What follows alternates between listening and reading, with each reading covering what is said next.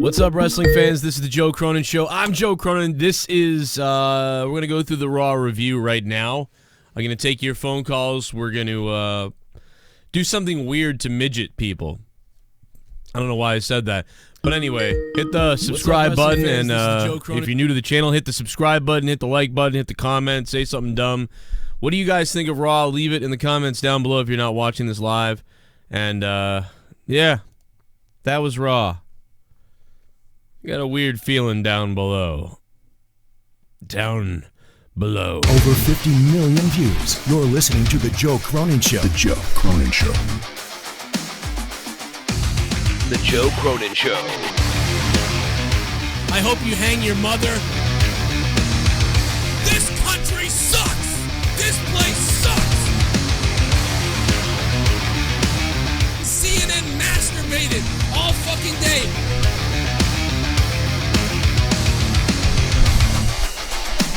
Dude, I will eat your fucking asshole out and then spit it into your mouth, baby bird style.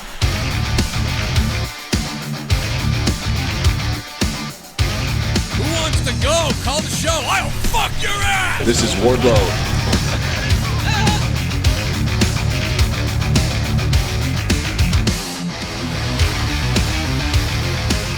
I wanna kill myself! If I think it sucks, I tell you! The Joe Cronin Show.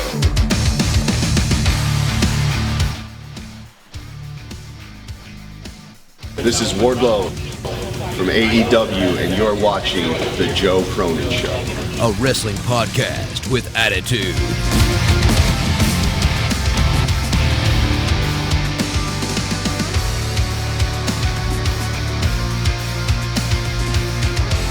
Ooh, it's a big microphone. That's a big microphone, baby.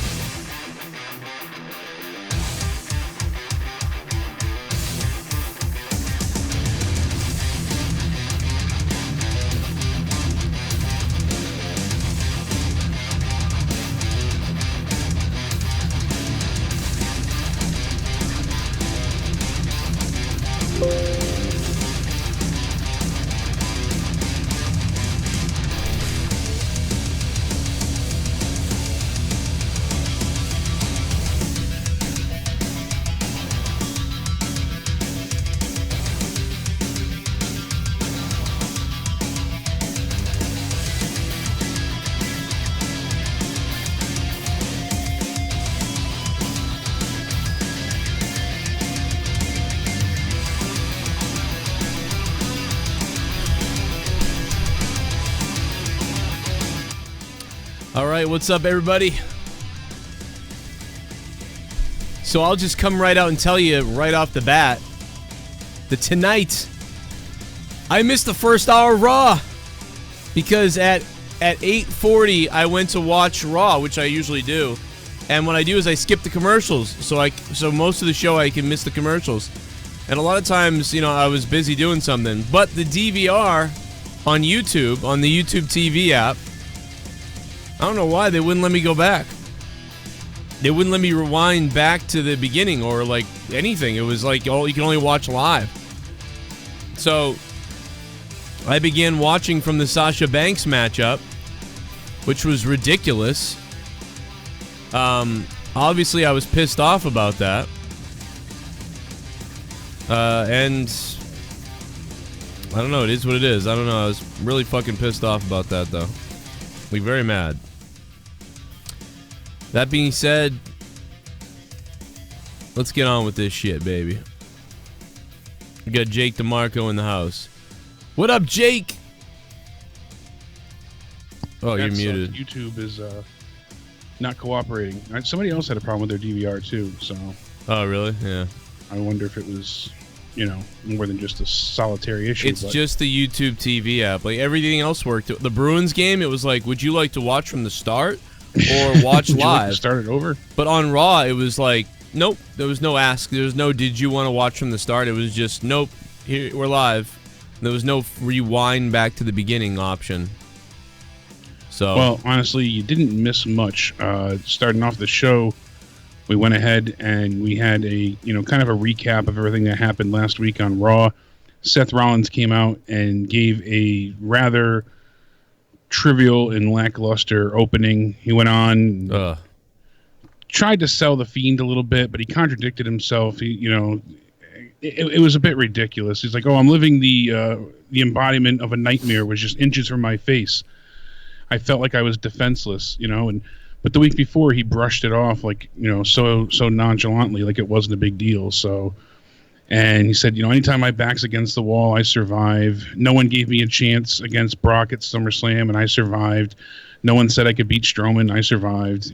Time and time again, that's pretty much all you heard. So, hey, it worked, but it wasn't good. The crowd didn't care much. Then Braun Strowman came out, and basically, that's how we got the main event. They argued with each other, bickered a little bit, and it just, boiled down to nothingness, honestly.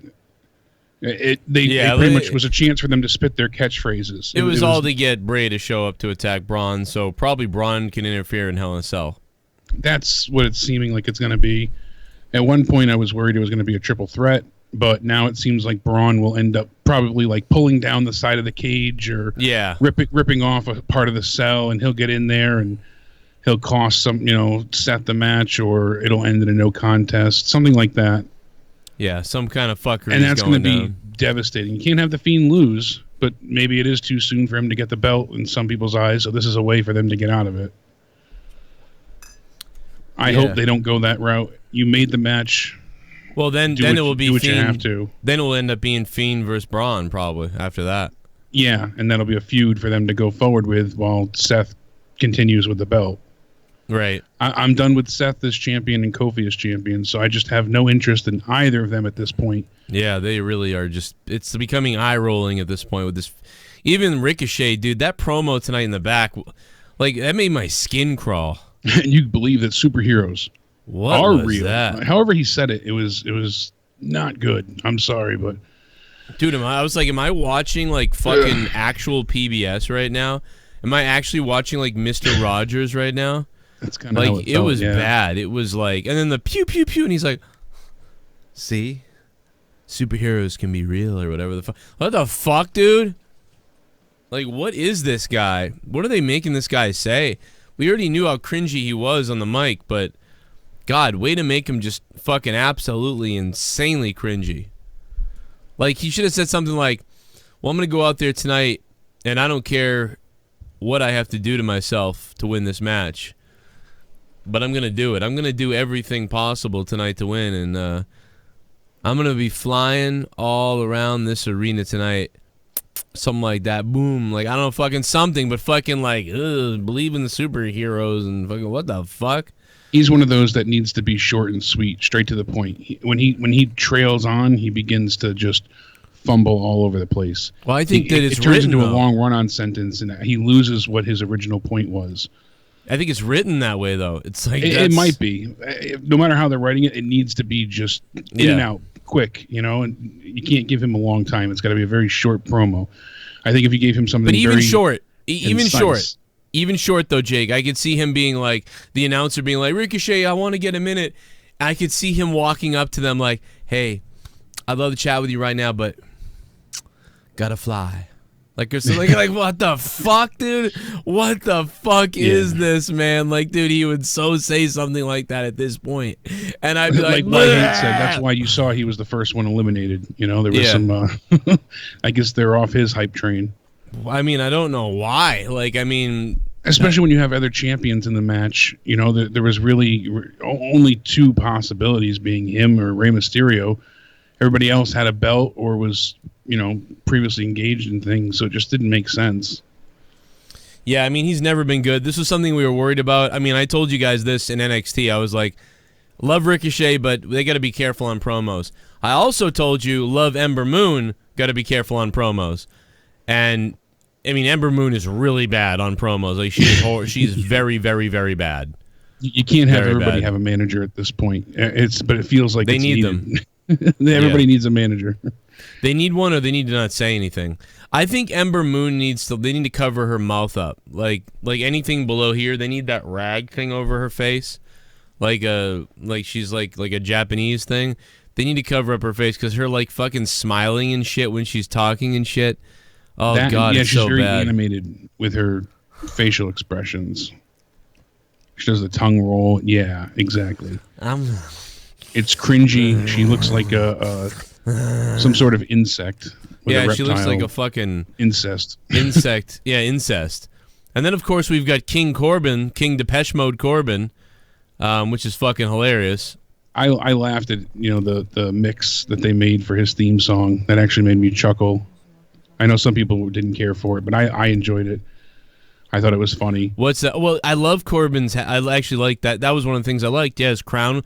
The crown was great. The look was great. They went with the like oldest time, king with the scepter attack, but that's fine because that was one of the best things on Raw. Yeah, the match was very slow at first, and then it picked up a little bit. Then it got slow again, and then they just finally got into gear, and the crowd was so behind Gable, and it really, because that was the loudest I think the crowd was all night for the end of that match. They really, really bought into the the few false finishes, especially with the moonsault. Oh, there goes King Corbin. Everybody thought that was it. There goes King right now. There goes Corbin. It was Costanza who's been all night being like King fucking Depeche Mode Corbin, and I was fucking dying, dude, because I was thinking the same thing. I was like, dude, it's like, I just picture him in that video. That was hilarious. Like, that really fucking killed me, Costanza. Oh, shit. Oh, my God, look who it is. Somebody suck him off. Somebody suck him off. Oh, my God, look who it is. It's Muhammad. You are fucked. Somebody suck him off. Suck him off. You are fucked. What's up, you mother lovers? So EC3 is an undisputed jobber now. He got no entrance and tapped out instantly even though the accolade wasn't completely locked in. 3/10. Hashtag Turkey Club. Yeah, Muhammad Abdel, what up, Muhammad? Thank you for the $7. And yes, he is a joke now. Thank you for recognizing it. I'm glad you did. That he is absolutely, without a doubt, one big giant friggin' joke now. Muhammad, thank you, bro. What happened to the other donations that popped in? Oh, maybe there was just one before that we missed. I'll probably play after this, to be honest.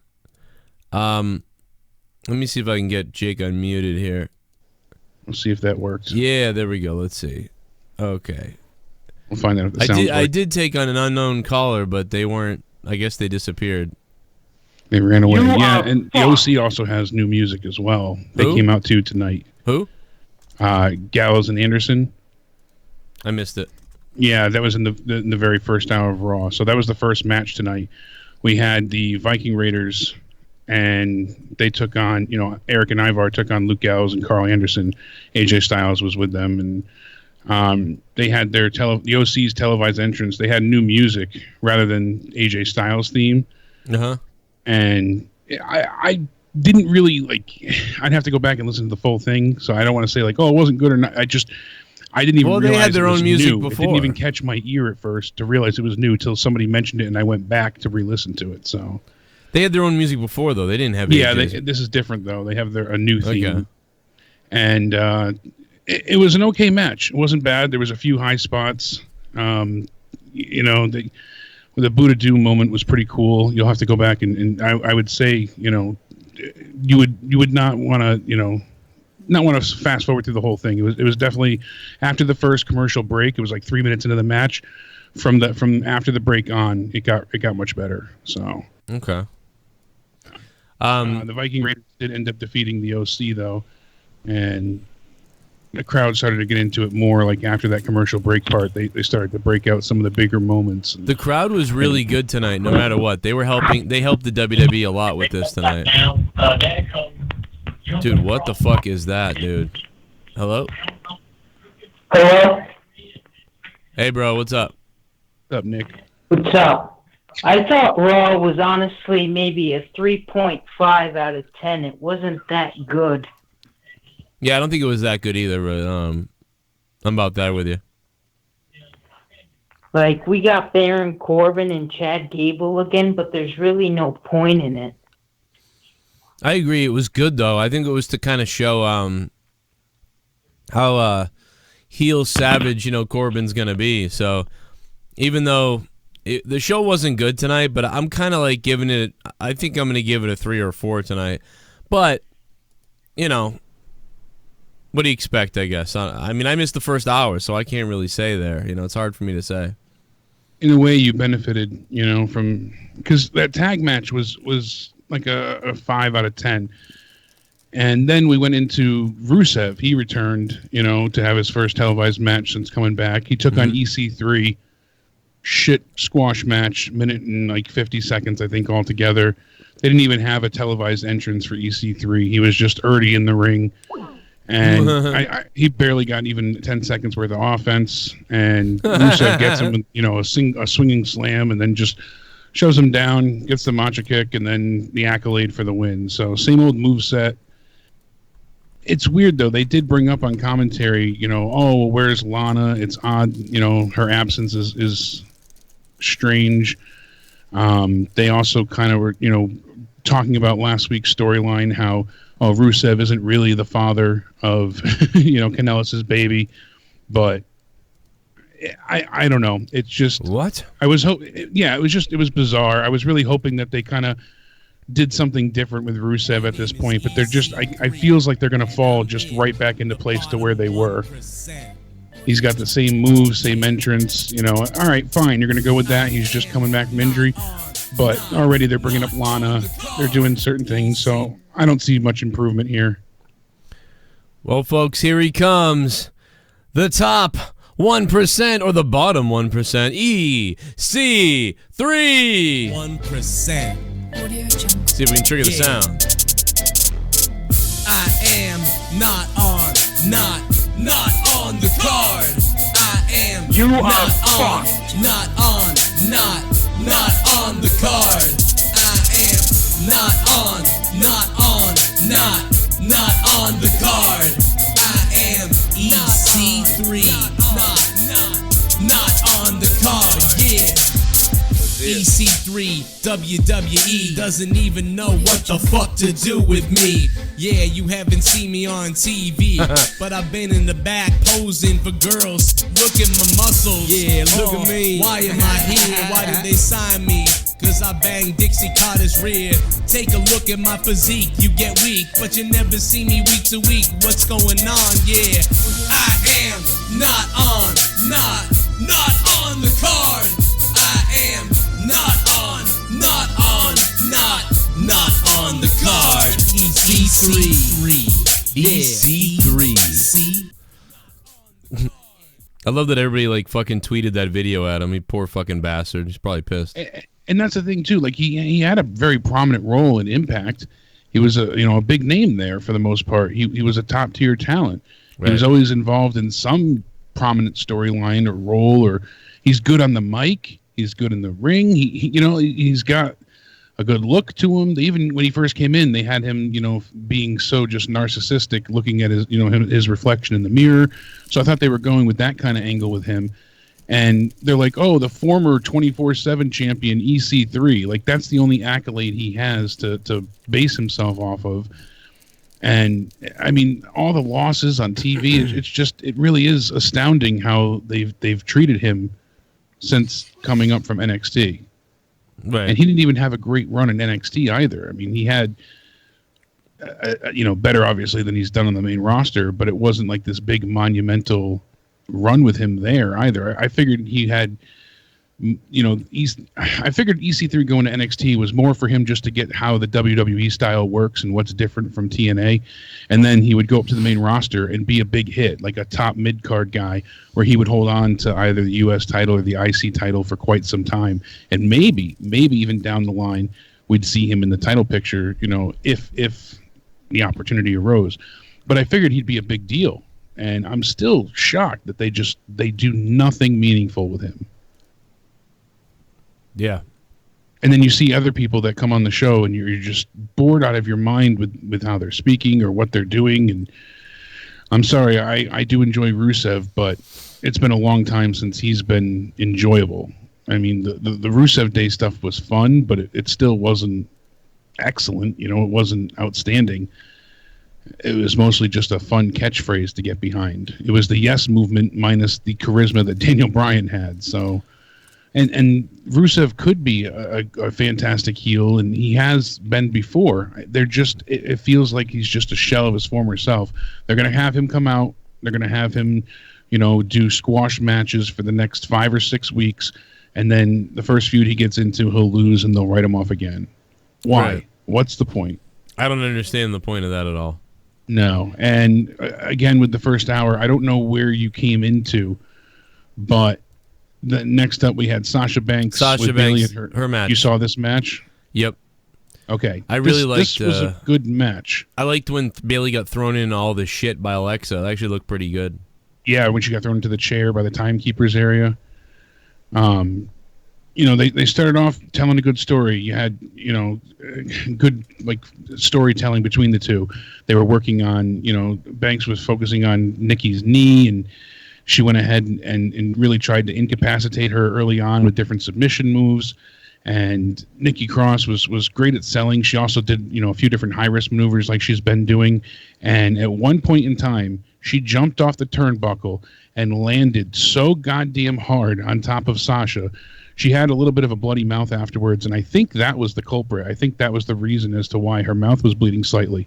But she did a cross-body. I believe it was to the outside. I think this was the one where she jumped from the corner turnbuckle to the actual outside mat where the announce desk used to be. Yeah. And she landed full force. Usually you try and land chest to chest when you aim, but the way she had come down with such force, her chest, Nikki Cross's chest, landed sideways on Sasha's, pretty much her face. So she came down weight on her face and head. She slammed down hard onto the outside, and I was like, oof, that looked painful. The ref jumped out to check on her, and that's when Bailey kind of started to interfere. I don't know if you caught that or not. Yeah, but that's about when I came in, just before that. Yeah, that looked pretty brutal. I do like when Nikki Cross does the ring apron skirt, and she pulls it around the opponents and beats the hell out of them. Yeah, that's kind of like, it's as long as they don't do it multiple times per match, because she didn't use it a couple of times. I saw it before. so much in the indies this last week that I was like, oh my god, again. But that's me. That's the thing. It's kind of reminds me of Dean Ambrose, where he used to do the second rope lean and go into the clothesline. Yeah.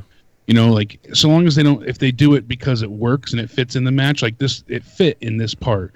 But if they start doing it where it has to become a necessity for her to do every match, then it's going to wear out its welcome. Yeah, it feels like it happens too much already to me, but that's whatever. It's getting to be that way, but so far I can't argue with the fact that at least it's fit in the moment. Like they haven't dragged somebody to the outside or going out of their way so far in my eyes to make it, a necessity. It's just kind of fit with the storytelling of the match. Right.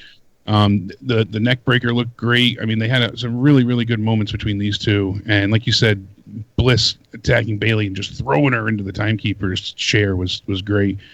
Obviously, Sasha got the win here.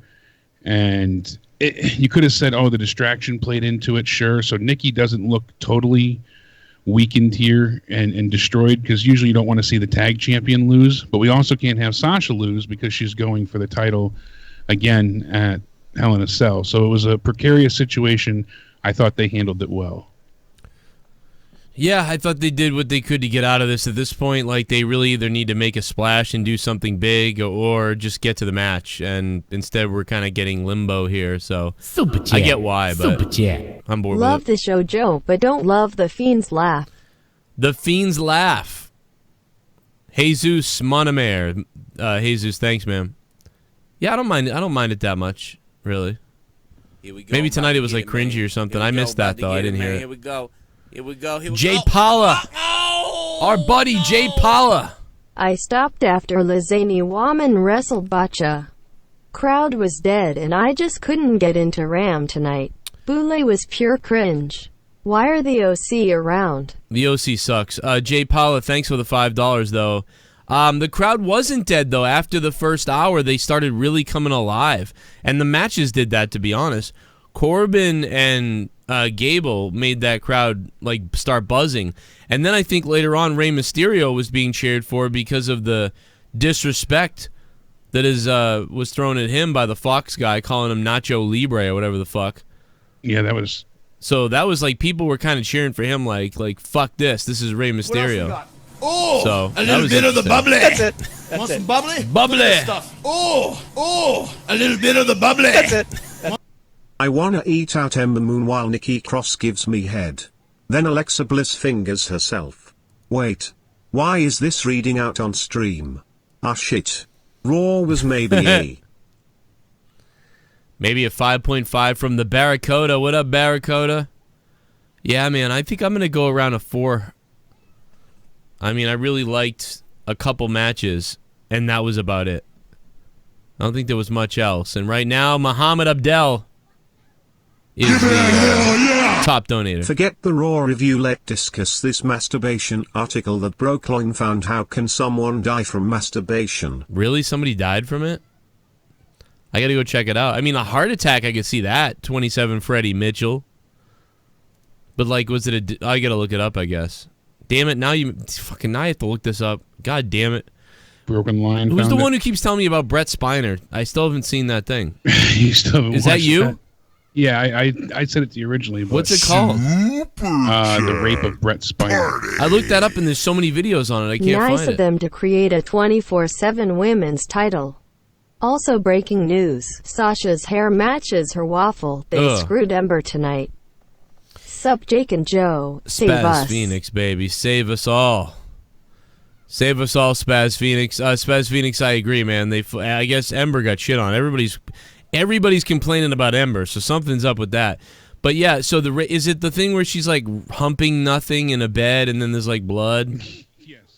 What a weirdo! Like she made, like I said, she plays.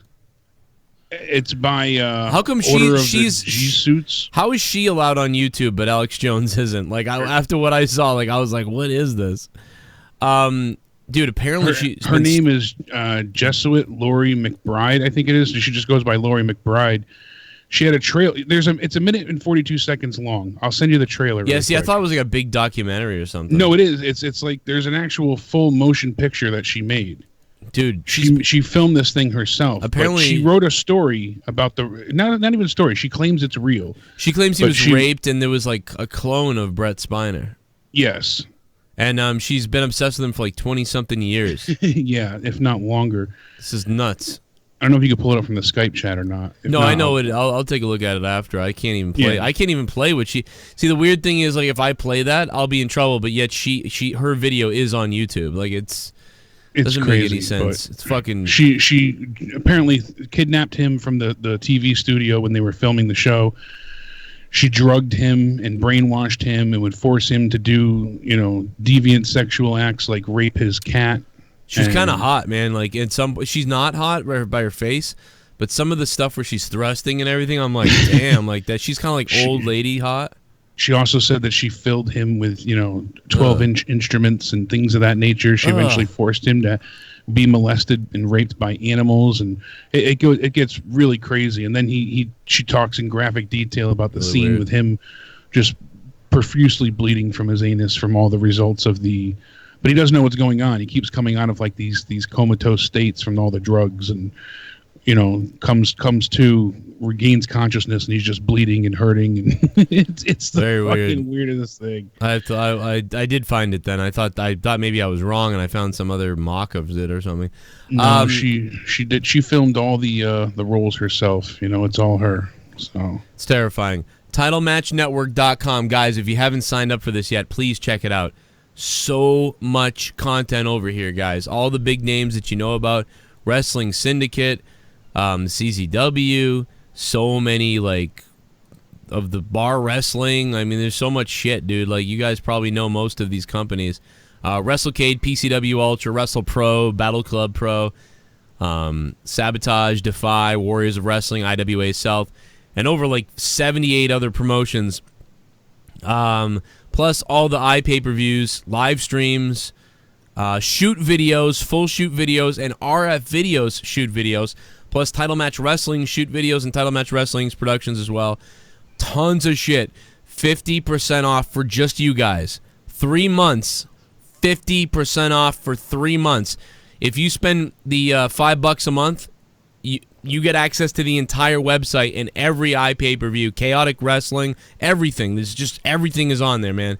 It's nuts. Check it out. I told them that you guys were badasses and you would like this, especially since I know a lot of you guys like the fight stuff, you like the New Japan app, you like the WWE app. 125 plus promos, okay? You can't find them anywhere else. 150 plus full-length shoot interviews become yours immediately. Immediately when you sign up for free for 2 weeks, and then you get 3 months for 50% off if you'd like.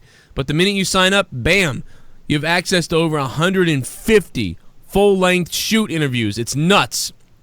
Our friend, my friend, and Title Match Wrestling's friend, Thunder Rosa, is featured right now in the Ladies Night pay-per-view, so check that out. Use coupon code CRONIN, and you will get 50% off for 3 months. Nobody else has that. That's insane, okay? Plus 2 weeks free anyway. TitleMatchNetwork.com. Title Match Wrestling on YouTube is free. You can check them out with some previews, but TitleMatchNetwork.com. Check them out. Go show them some love. If you sign up, tell me you signed up, and let me know what you think of the website, and tell me you signed up so I can add you to the list so we can send you something cool and whatever else and blah, blah, blah. Anyway, end of promo. Phone calls are happening. We'll get to those in a second. Super chats are still coming in. Party. Spaz. Kenny the Beta is the new Seth Rollins on social. Kenny the Beta is the new Seth Rollins on social. Yeah, I agree. Omari Jackson. Okay, we'll see you later, bro. Enjoy the review, dummy. Yeah, I mean, Kenny Omega sucks too. I mean, as far as on his promos and stuff like that. However, I did think that mockery he did of the Dijak was hilarious. So I really did like that, man. Can you imagine if my eyes were so close to each other that I looked like a fucking retarded lion, like this?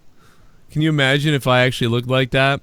And then I had to go get a female co-host to make myself feel better. Anyway, Spaz Phoenix, thank you for the $2 Canadian. I appreciate that, man. Hey, man, when the eyes are really close together, you know you're dealing with a mongoloid, especially when you are balding but trying to grow your hair long. Anyway, Amari, we'll see you later. Thank you so much. I appreciate that very much. So much. And that's about it, man. As far as well, there's more donations coming in. We'll get to those in a second. But, well, let me do one more. Because we're getting... Super Chat Party. Every time Corbin is on my TV, I smoke a blunt. Well, you know what? First of all, I wish I had a blunt, too. But that's not because of Corbin. This is the first night I'm going to tell you he didn't bother me. I thought he was great, and this is why they gave him the King of the Ring, so he could have this gimmick to do something. Like, Corbin is elevated right now. He seems like he's more important. Gable seems like a guy who is, like, fights his ass off and is really impressive, but he's lost again, so that kind of sucks. But regardless of that, he could have won tonight. He didn't lose straight up. He got hit with the scepter. So these guys really did a damn good job. Like, they really did. They really did a great job. The crowd came out of their shoes, and you know everybody that's out there right now that's making fun of Corbin or anything right now. And listen, I've always done that. I think the guy's fucking retarded usually. But anybody who's out there right now making fun of Corbin, it's the dumbest thing because that was one of the best parts of the night. You know, wasn't that the best part of the night? I mean, what was better? I certainly think so. That match, and I mean, Gable won essentially by DQ, but yeah. You know, it's still, he looked like he could have won there. When he hit that moonsault, the crowd held their breath when he was midair. You heard everybody. It was a great near fall. I mean, absolutely. The crowd went nuts. And then, like you said, Corbin goes for end of days and you know, couldn't get it. And it's like, oh, here comes the ankle lock, and then the scepter, and the DQ. Like it had that quick succession. It was really a great ending to a hell of a match. It's like, dude, when I'm freaking out over Raw, sometimes I freak out, and I'm like, dude, I am going to lose my mind. So Jake, I always have my head trimmers nearby. And Jake, and sometimes, bro, I'm like, dude, if something bad happens, if stuff isn't good, I'm gonna freak out, man. And I will use these. And listen, as soon as I'll cut my dick off. But when you run out of toes, dude, the dick. As soon as I saw Corbin, dude, I was like, let's get ready. And then I was like, you know what, bro? Listen, I'm not gonna do it because the match ended up being pretty good. But there's been nights where I've just wanted to.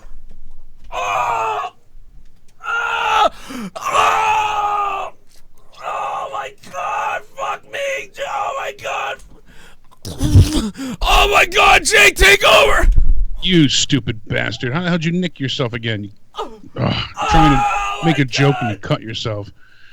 Oh, this is not the first time. Look through Joe's history. He damages himself all the time. Go get some stitches. You'll be all right. Yeah, King Corbin. I'm all for it. 2 thumbs up here from the big guy.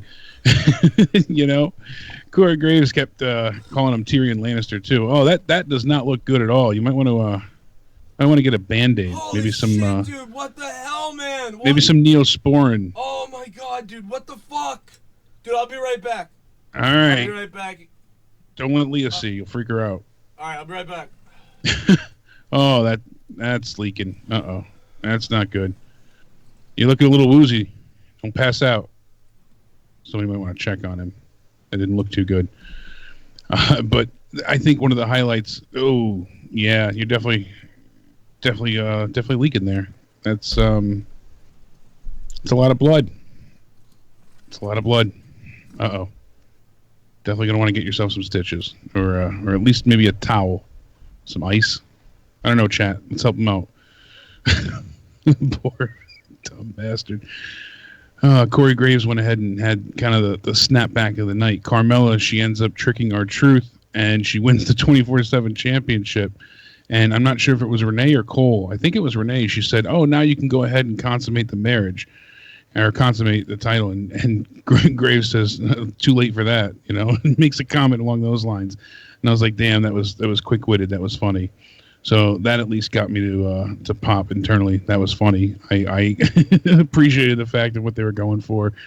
You know, obviously we know they're in a relationship now, or at least that you know, after all the cheating allegations that came forward. So it did make me laugh, and I don't remember who said it though. I wish I could recall if it was Renee or Cole, but definitely a funny moment. It's funny now too. Now the girls kind of get a chance to chase everybody, which they could have been doing with the men anyways. But now it gives them something to do for a while. We saw Sarah Logan, the Iconics, Dana Brooke, Tamina. You know, pretty much the bottom of the barrel, unfortunately. And it's a sad state of affairs to think that the Iconics were just your women's tag team champions, and now they're chasing after in the Jobber Squad, chasing after the 24/7 title. But hopefully this will take away some of the monotonous moments that have happened lately and break up some of the boring points that we get of everybody just running around like crazy. Maybe they can do something fun with the women. Hopefully we'll see what happens on social media. Carmella has a really big social media presence, so maybe she'll stream something or they'll do something creative. Hopefully, fingers crossed. We'll see, but let the women have some fun. Let them go ahead and do something different, because it's kind of a questionable scenario anyways. You know, you get everybody in the ring and Carmella's telling everybody, hold on, stop, I'm tired of running, you know, I've had it. Obviously it was all a ruse, but why would the people going for the title stop just because she tells you to? You know, wouldn't you still say forget that and just go in and tackle them and pin them? That's some of the times it's hard to suspend your disbelief. You know, a lot of the things they do with this title, people are just right in reach. They're not, you know, and they can't grasp onto the belt, or they can't get the roll up, and they're right next to them. So these are kind of some of the things they need to work on, make it a little bit more believable. But I'm happy Carmella, you know, took the title, and we've been waiting on it for months now, since she was teaming up with R-Truth while he was champion. We knew eventually we'd get to see it. The Firefly Fun House, I enjoyed it tonight. Some people were not too thrilled with it, felt like it was more of the same. Certainly wasn't the best one they had, but I really appreciate what Wyatt was trying to say here. You know, he made it clear, if you love something too much, it makes you weak, it makes you vulnerable, and all those negative feelings like disappointment, neglect, and loneliness come out, and that will harm you in the long run. And it works on many facets and different levels here, because is he talking about Becky? Is he talking about the Universal title? Is he talking about, you know, is it your career in general? He's alluding to more than one thing, I feel like. And I wonder if they're going to incorporate something eventually with Becky Lynch, you know, with the Fiend go ahead and frighten her, you know, appear out of somewhere when, you know, just to get to Seth. They might do that. It could be a possibility.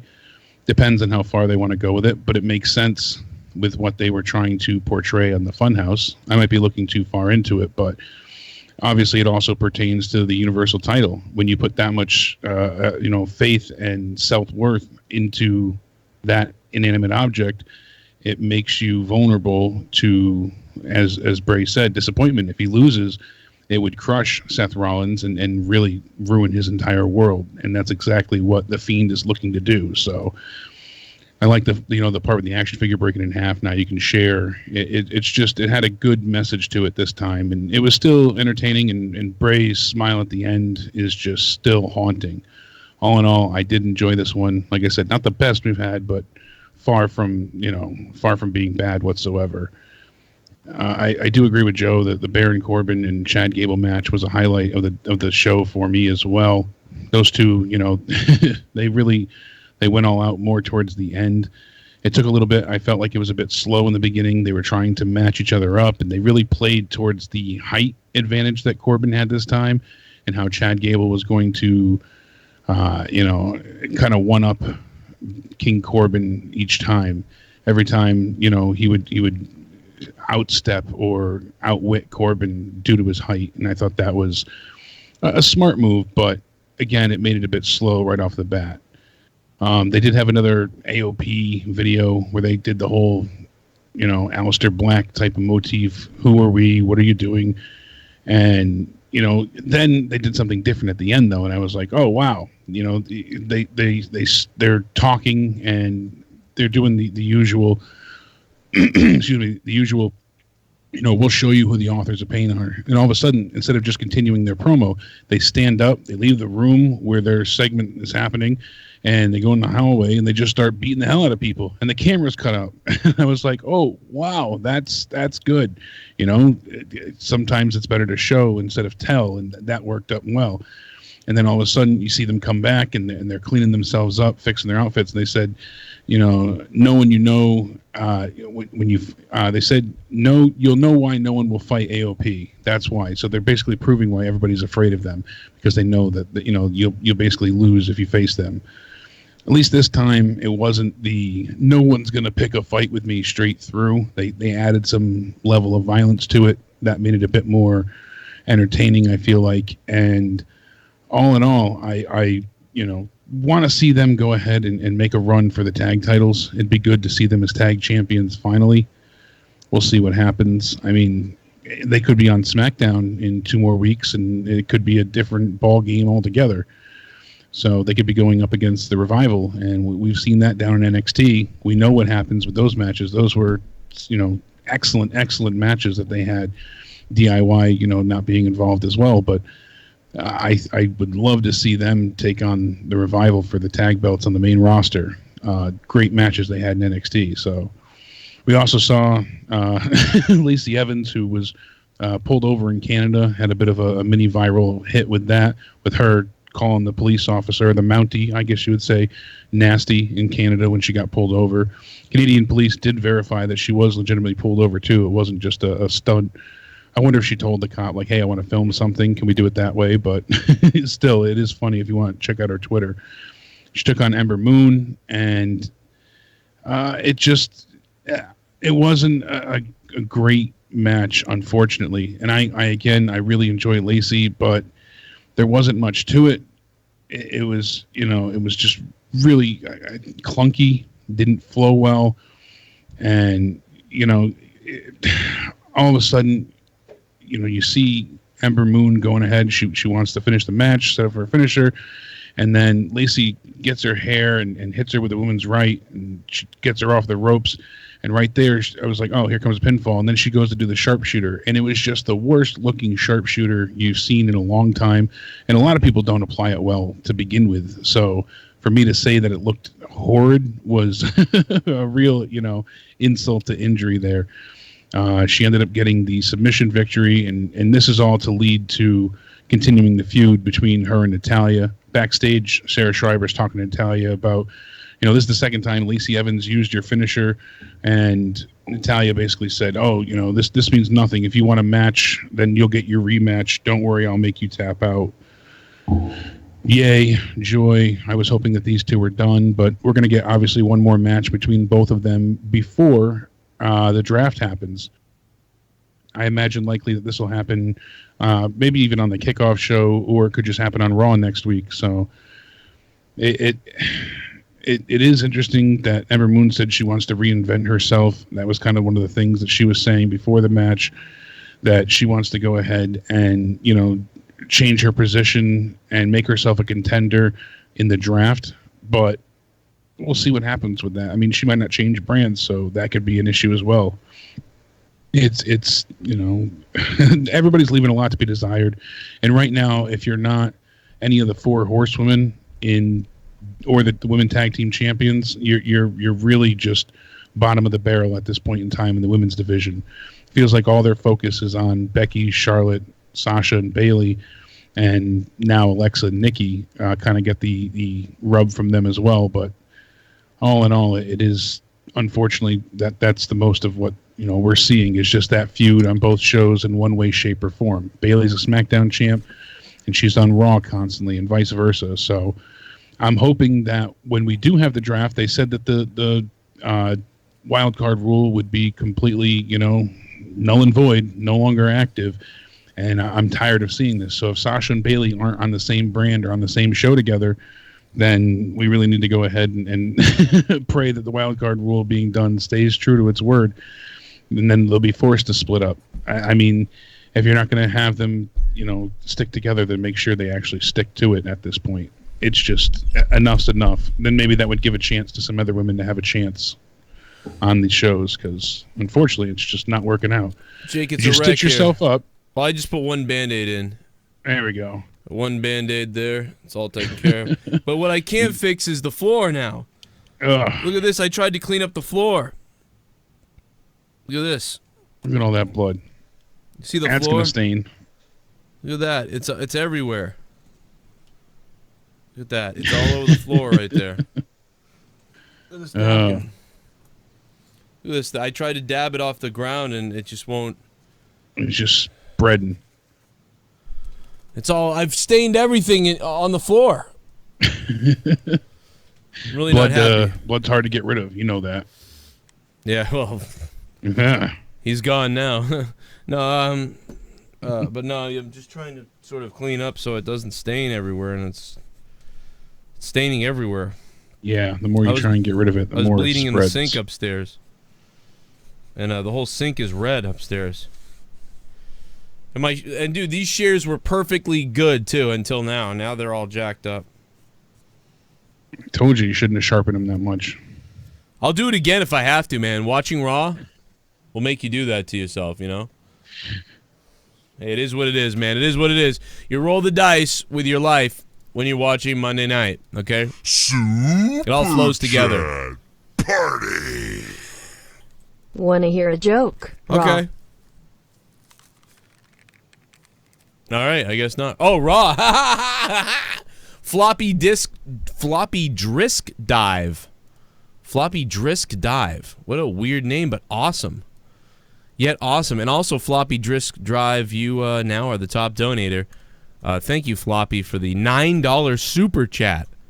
Floppy drisk dive? That's a tongue twister for me, but I like it. I like it. My keyboard is red. Floppy, thank you so much for the $9, man. We are talking about wrestling right now, so let's take a phone call from somebody else who wants to talk about wrestling right now. That frisky dive boy. No, it's somebody else. I don't know who it is. 609. It might be Luke Rojas. It is. Oh, You're yeah. excited, I can tell. Oh, yeah, I'm always excited for 3 minutes of Luke Rojas' fun, baby. Of saying faggot, yes. Yes. I don't even... Why was Braun Strowman fighting Seth Rollins tonight? Was it just because... I mean, Joe won't know this because he didn't see the first hour, so it's more of a question to Jake. But literally, all Seth Rollins said was that he beat Braun Strowman. What?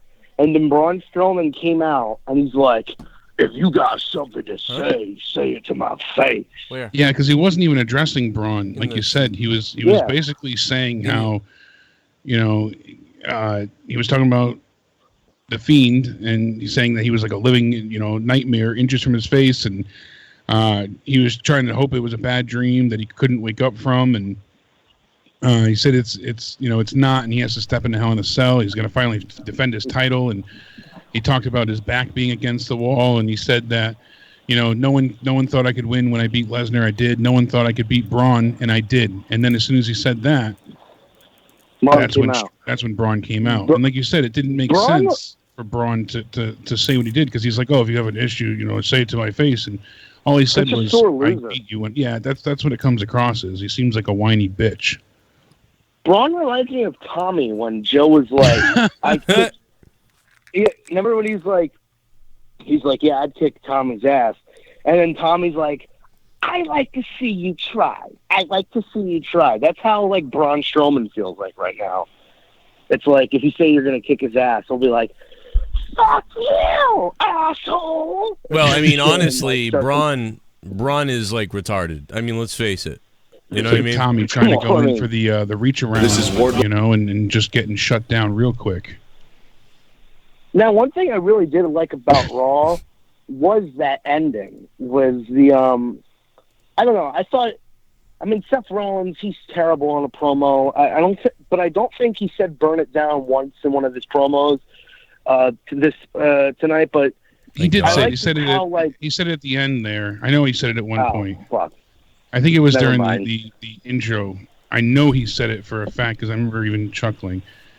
But I do like the fact that, like, when the Fiend was attacking Braun Strowman, Seth Rollins in the corner was kind of like yelling. Of course, it was horrible because he doesn't know how to act. But I mean, it's better than going like, well, you know, Bray Wyatt, he's pretty scary. But you know, I'm just gonna have to go in there, burn it down. You know, simple as that. 1, 2, 3. You know, gotta do my job and just do it right. At least he's actually selling not Braun Strowman, Bray Wyatt as like a threat and like as like a scary monster thing. I don't know. I mean, I guess Seth Rollins has had a completely change of outlook completely changed opinion of Bray Wyatt in like less than a week. Yeah, because last week he brushed it off.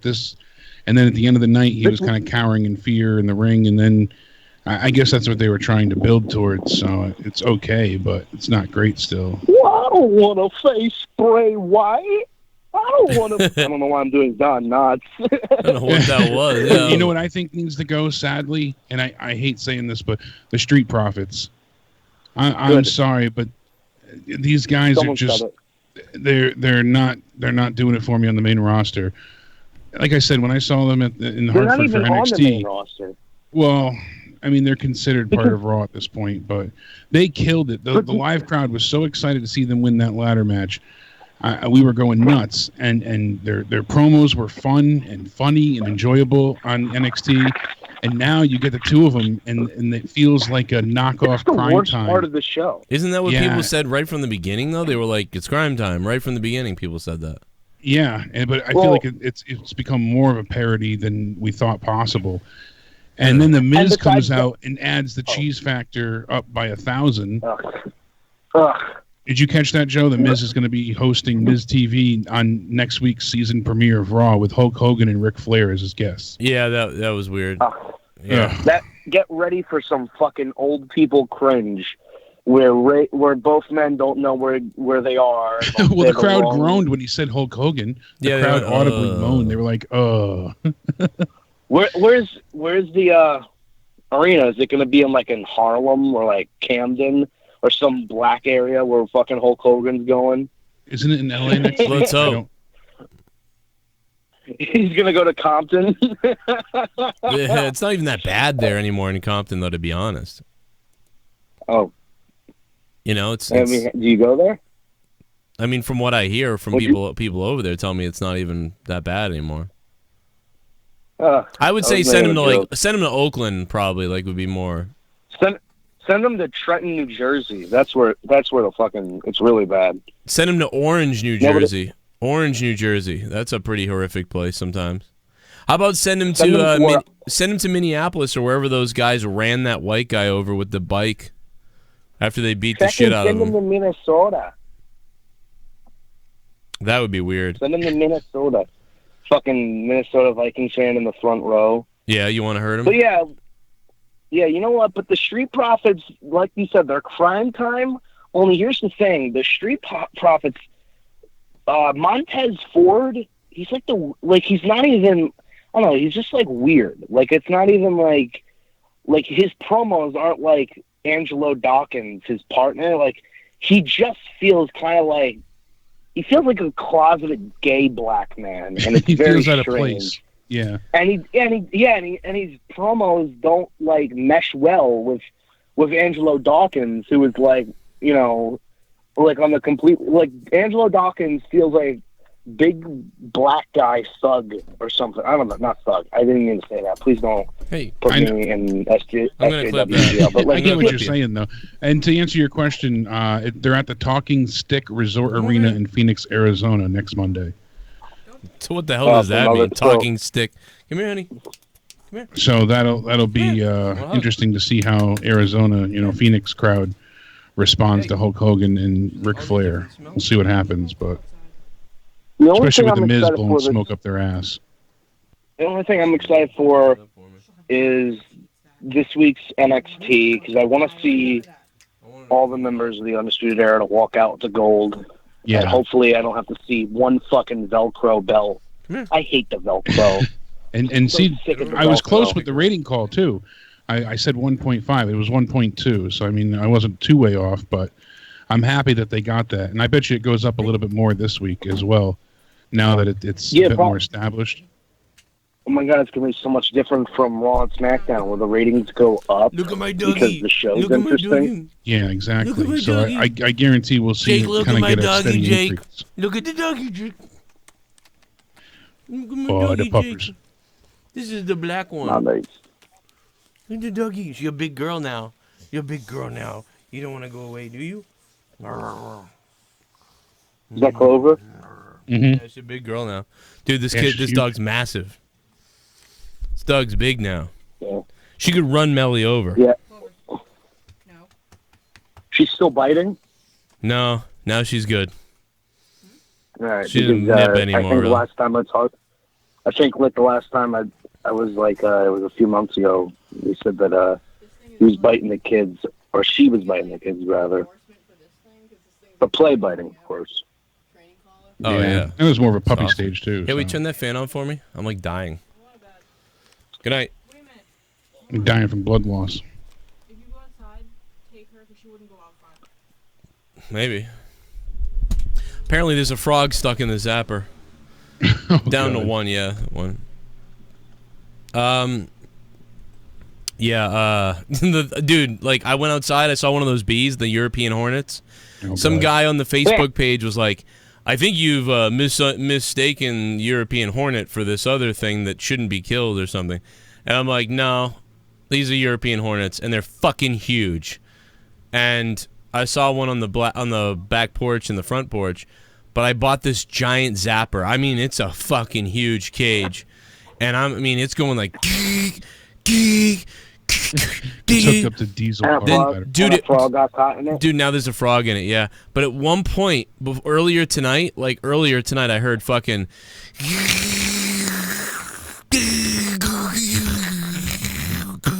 And I was like, what the fuck did this thing just kill? It was nuts. Hopefully the frog gets out of there. A bear, yeah, it'd be funny if it was a bear. No, I'm just a bear stuck in there. No, I'm just assuming that like it would just fucking get its hand. Imagine if it tried to fuck it, like it was out there trying to fuck the bug zapper and it got its dick stuck in it. So the frog got stuck in there, and I'm assuming Leah is like, let the frog out. Yeah, she doesn't want the frog in there, but she's too afraid of the bees. That there's also a bee in it, which is like, yes. I mean, I am hoping to go outside in the morning and see carnage.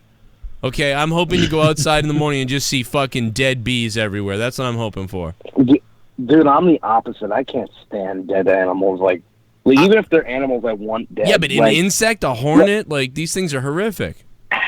Dude, I don't want to see the frog. I don't want to see dead frogs like that. No, like when people lay traps for mice. Yeah, I don't like that. Like I don't even care that the mouse is dead. Of course, it's horrible when they don't die and they're like screaming, writhing in pain because their fucking spine was just broken. But like, I just hate to see like a dead fucking mouse who's like bleeding. And then you've got to pick it up and throw it out, and it's just like ugh. Like that's the worst thing. Yeah, I don't want like to see a dead mice.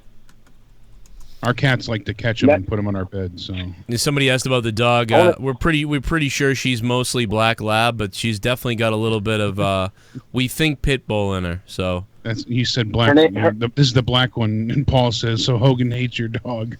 Yeah, Hogan hates my dog. Man. Her name is Tyrone. What's going on? Jesus Christ, you sound like fucking Kane's fucking voice box, Rojas. Rojas, thank you for the call, man. What else do we miss about Raw so far here? I can't even remember now. Cover the intro. We talked about the Viking Raiders match. That was okay. I'm kind of going back through it too to kind of score it myself. So yeah, Rusev was a miss with EC3. Yeah. Sasha and Nikki, I enjoyed that match and what they, the story they told, and it was a longer match too. It was over 15 minutes, I'm pretty sure. So, Lacey Evans was a huge miss for me. Her and Ember Moon just couldn't connect. A lot of botching. The stunner at first looked odd on the outside, and then unfortunately everything on the inside towards the finish there, the women's right looked sloppy, and then the sharpshooter was probably one of the worst sharpshooters I've seen in a long time. Wow, really? Holy shit. Yeah, and then you heard, I think it was Corey on commentary saying, like, she didn't get all of it, or it wasn't the prettiest, something like that. Oh, so they even commented on it. Wow. Yeah, they even made note of it. Corey, it was funny when Carmelo won the 24/7 title. I don't know if it was Renee or Michael Cole, but one of them said, oh, now you can consummate, the title. And Corey Graves said, oh, a little late for that. What? Since him and Carmelo have already done the dirty, so I thought that was hilarious. Oh, yeah, okay, I get it. Yeah, and but even the fact that they made note of that made me chuckle. Hopefully with the women too, they'll get more of a chance to do something a bit more creative than just run around in circles when they're actually on the show. Right. I'm sure they won't do much, but I'm just being hopeful. And you figure the Iconics were just the women tag champs not long ago. Now they're just like the men, relegated to the job squad. So it's unfortunate, but. Then we had King Corbin taking on Chad Gable. That was match of the night for sure. That was really enjoyable. I like this run with Baron Corbin so far. I think it's going to be entertaining. AOP had an interesting promo in the middle of it. They just got up, started beating the hell out of people in the hallway, and then came back. So that was cool. That was okay. Yeah, that was okay. It was better than them just sitting there the whole time doing the pick a fight, Aleister Black thing Jesus. Again. Ricochet had his really shitty promo that sounded like a child trying to be a superhero. Yeah, it sounded like a retard trying to be a superhero. Yeah, and then we had the Fatal 5-Way. This match did nothing for me, I'm sorry, but 3 of the men were champions. We had the US, the IC, and one half of a tag champ in there. It just... So, they're not going to be going for the belt. And then AJ Styles... gets eliminated halfway through, so you're like, all right, now we really know who it's coming down to. It has to be Rey Mysterio. Ricochet was the first one out, so I saw people, tweeting different things like, oh, there's your kryptonite, and it was pretty entertaining, but then Nakamura gets put out, Rude gets, the Glorious DDT, bless you. Glorious! Sorry. Then... Yeah, he eliminates AJ Styles, and then obviously Rey Mysterio wins, beating Robert Roode. So I didn't care about the 5-way. I didn't care about the outcome. I'm sorry, but I said it a while ago. I like Ray, but I'm just done with it at this point in time. I know he's not going to be a world champ again. It's not like he's getting one more run for the belt. It's just fan service to make people pop. If it was going to lead into his son getting the glory at the end, then I think I'd be more okay with it. Yeah. But that doesn't seem like what they're going with here. It doesn't seem like what they're trying to build towards. Initially, when I thought they brought Dominic in, I'm like, oh, they're going to have them tag together. They even made mention of that. I'm like, oh, so this is what they're going for. That's why Ray's, continuing on.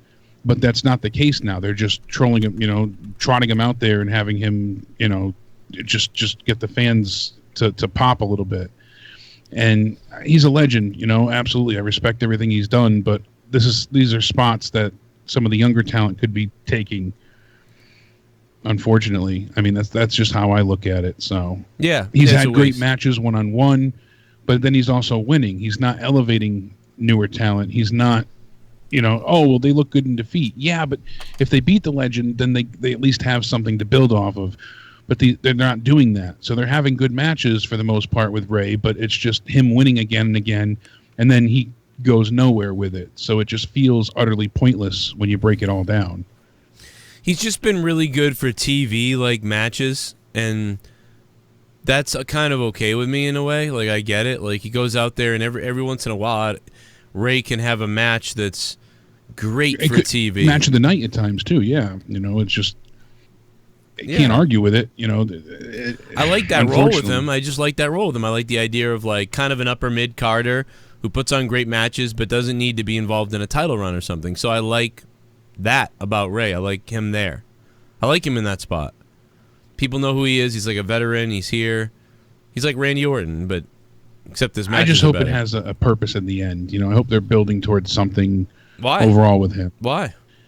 I'd like to see it either be a big payoff for either a new talent or a way to introduce his son, and I don't think I think his son is way farther down the road. I think his son. It seems like needs more. Seems like it feels like his son's going to debut in NXT, and that hasn't even happened. So that's how I feel about it. I think his son is at the preliminary beginning of let me find out if I want to do this, and I feel like Ray is. Like I said, the TV guy, the veteran, just that's it. I don't have expectations like that like you have, I don't think, for any payoff or anything like that. I have expectations for Samoa Joe. Like I would like Samoa Joe to like be like that. But I don't care what happens to Ray as long as he just keeps going out there. And he's a guy that if the audience isn't into some of the new guys, at least Ray, it's like, oh, here comes Rey Mysterio. Wow, I've watched him for years. So at least he can be that demographic. And then put on a pretty good match if they let him. And that's kind of all I need him as, to be honest. But what you just said, I would apply to Samoa Joe. Yeah, I mean, with Ray, I get kind of a been there, done that idea. Samoa Joe, I feel like, his better years are not behind him. He still has a big chance to make an impact. Exactly. And unfortunately, we're not seeing that with him like we should be. And I really feel like Samoa Joe, of all people, should be shining. He should be, the it guy, the biggest heel, but it's not happening. And I don't understand why. It is baffling. Yeah, I don't know.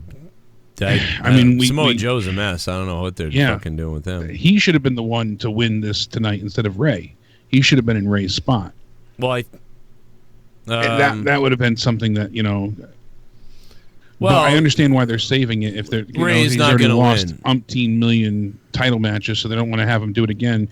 And I hated the way commentary said it tonight. I know what they're saying, but the way they word things, they write off matches so quickly. So they said that, Seth Rollins is going to be facing the Fiend at Hell in a Cell in a Hell in a Cell match. But don't forget, next week Seth faces whoever wins the Fatal 5-Way for the title. Yep. Well, then shouldn't you say whoever wins next week's title match goes to face Bray Wyatt, not Seth Rollins? Like you already why is he facing Seth's somebody win no matter what? Why is he facing somebody before he faces somebody? Yeah, exactly. Weird. They just won a title match on TV next week for their season premiere. I know why they do the season premiere things, because when they don't actually have seasons, but when they do that, this way they can qualify for certain ratings things and Emmys and whatnot. But it's just ridiculous. It's a lot of what they're doing next week is just it's cannon fodder. It's bullshit. It's filler. You're gonna have Hulk Hogan in there. Oh, all right, that'll burn some time. We've got the title match that means nothing. So, and plus, like we said before, it's a hard time for them right now, and I'm trying to give them a break and benefit for the doubt. But we've got 2 weeks till the actual draft comes, and then that's when we're going to have them, new storylines, new feuds, kind of a reshaping and rebranding of everything. If they're really going to remove the wild card rule like they say they are. We're not going to have Sasha and Bayley switching from show to show. We're not going to have Becky Lynch on both shows. We're not going to have, people peering back and forth. So they're really going to start to have some sense of brand loyalty and competition between the two. I think that's going to help things as well. I'm curious if they're going back to co-branded pay-per-views, or is it going to be one brand per one show? Or, when we had the draft back in 2016, we started to have where each brand had their own pay-per-view. And then the big pay-per-views they would share. So, yeah, I don't know how that's going to work or how I feel. I think I like how the pay-per-views are now that they're split, but how are they not going to do that? Yeah, because if they do split them between Raw and SmackDown on one show, they share it, then you're only going to see the same people essentially, because it's going to be they can't have a match without the WWE Championship and the Universal title. But so that takes away matches essentially from the smaller card, the mid card and things like that. So we're always just going to see the main eventer people, the belts, so it'll always feel like a Clash of Champions. Right. So I feel like they'll have to split the shows again. Which would also give them internally, 6 weeks to build each show.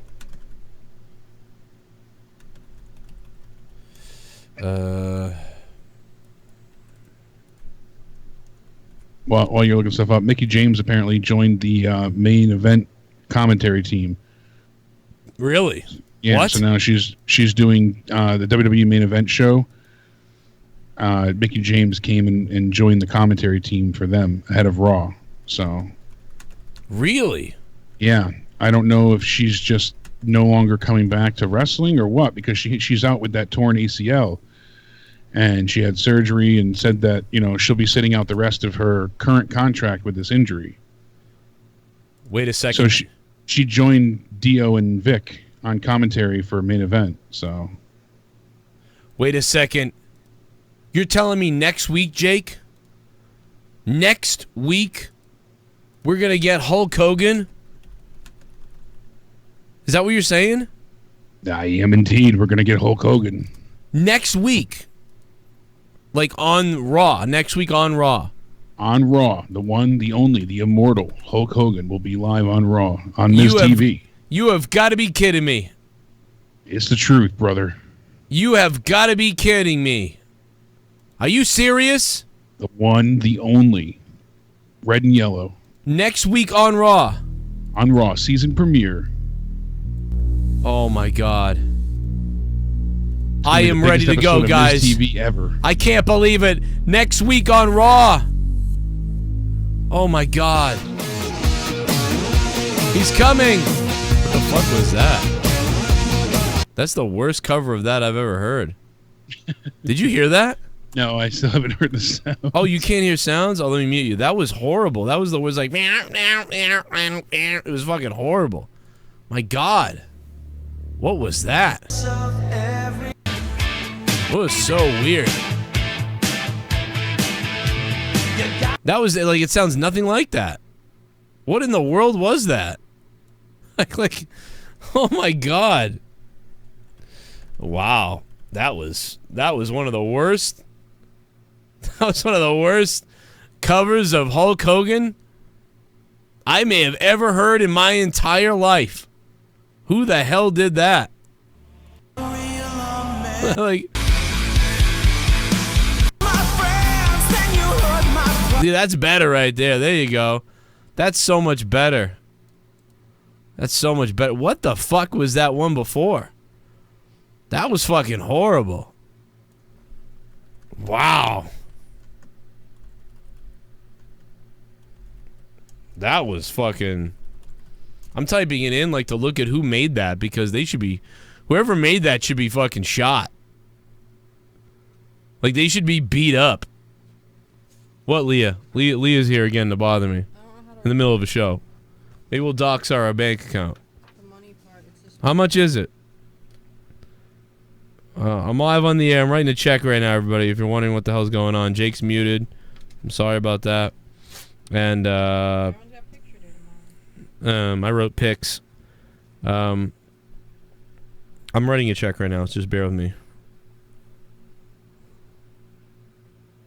What's this number, too? It says, I don't know which number. Check number, the check number on the check. Like 141 or 5 or 10 or... Yeah, it's like 3 digits usually.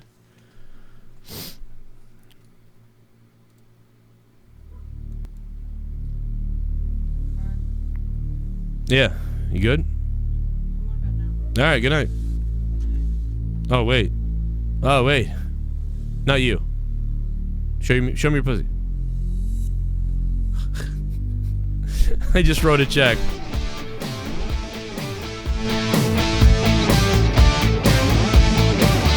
If it comes to the country and it is not wide, you gotta be a man, you don't have to kite. If you hear my friends, then you hear my pride. I gotta be a man, I can't let it slide. I am a racist American, hate all the blacks and Mexicans. I am a racist American, hate all the blacks, hate Mexicans.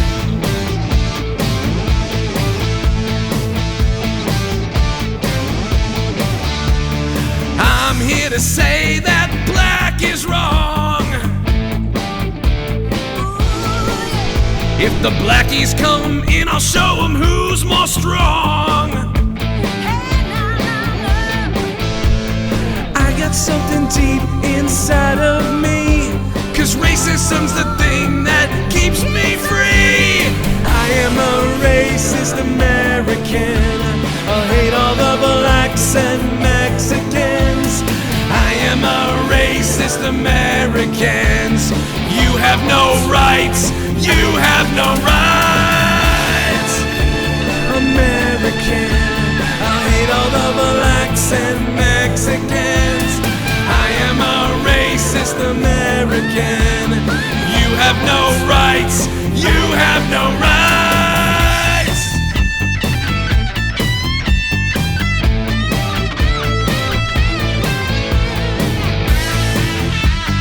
Well, what you gonna do, Chickaboo? As you hear my friends, then you hear my pride. I gotta be racist, I can't let it hide. I am a racist American, I hate all the blacks and Mexicans. I am a racist American. They have no rights, you have no rights.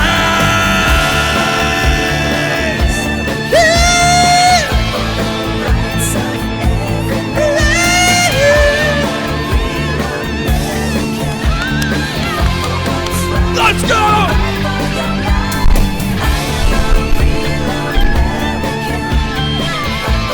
You know what all you are, brother? Let me tell you something, dude. All of you blackies out there, all you are is a bunch of...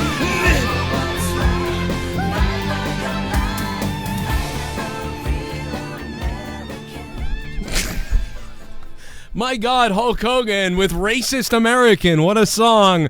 Unbelievable. Hulk Hogan, thank you so much for joining us. We can't wait to see you on Raw next week, my Hulkamaniac friend.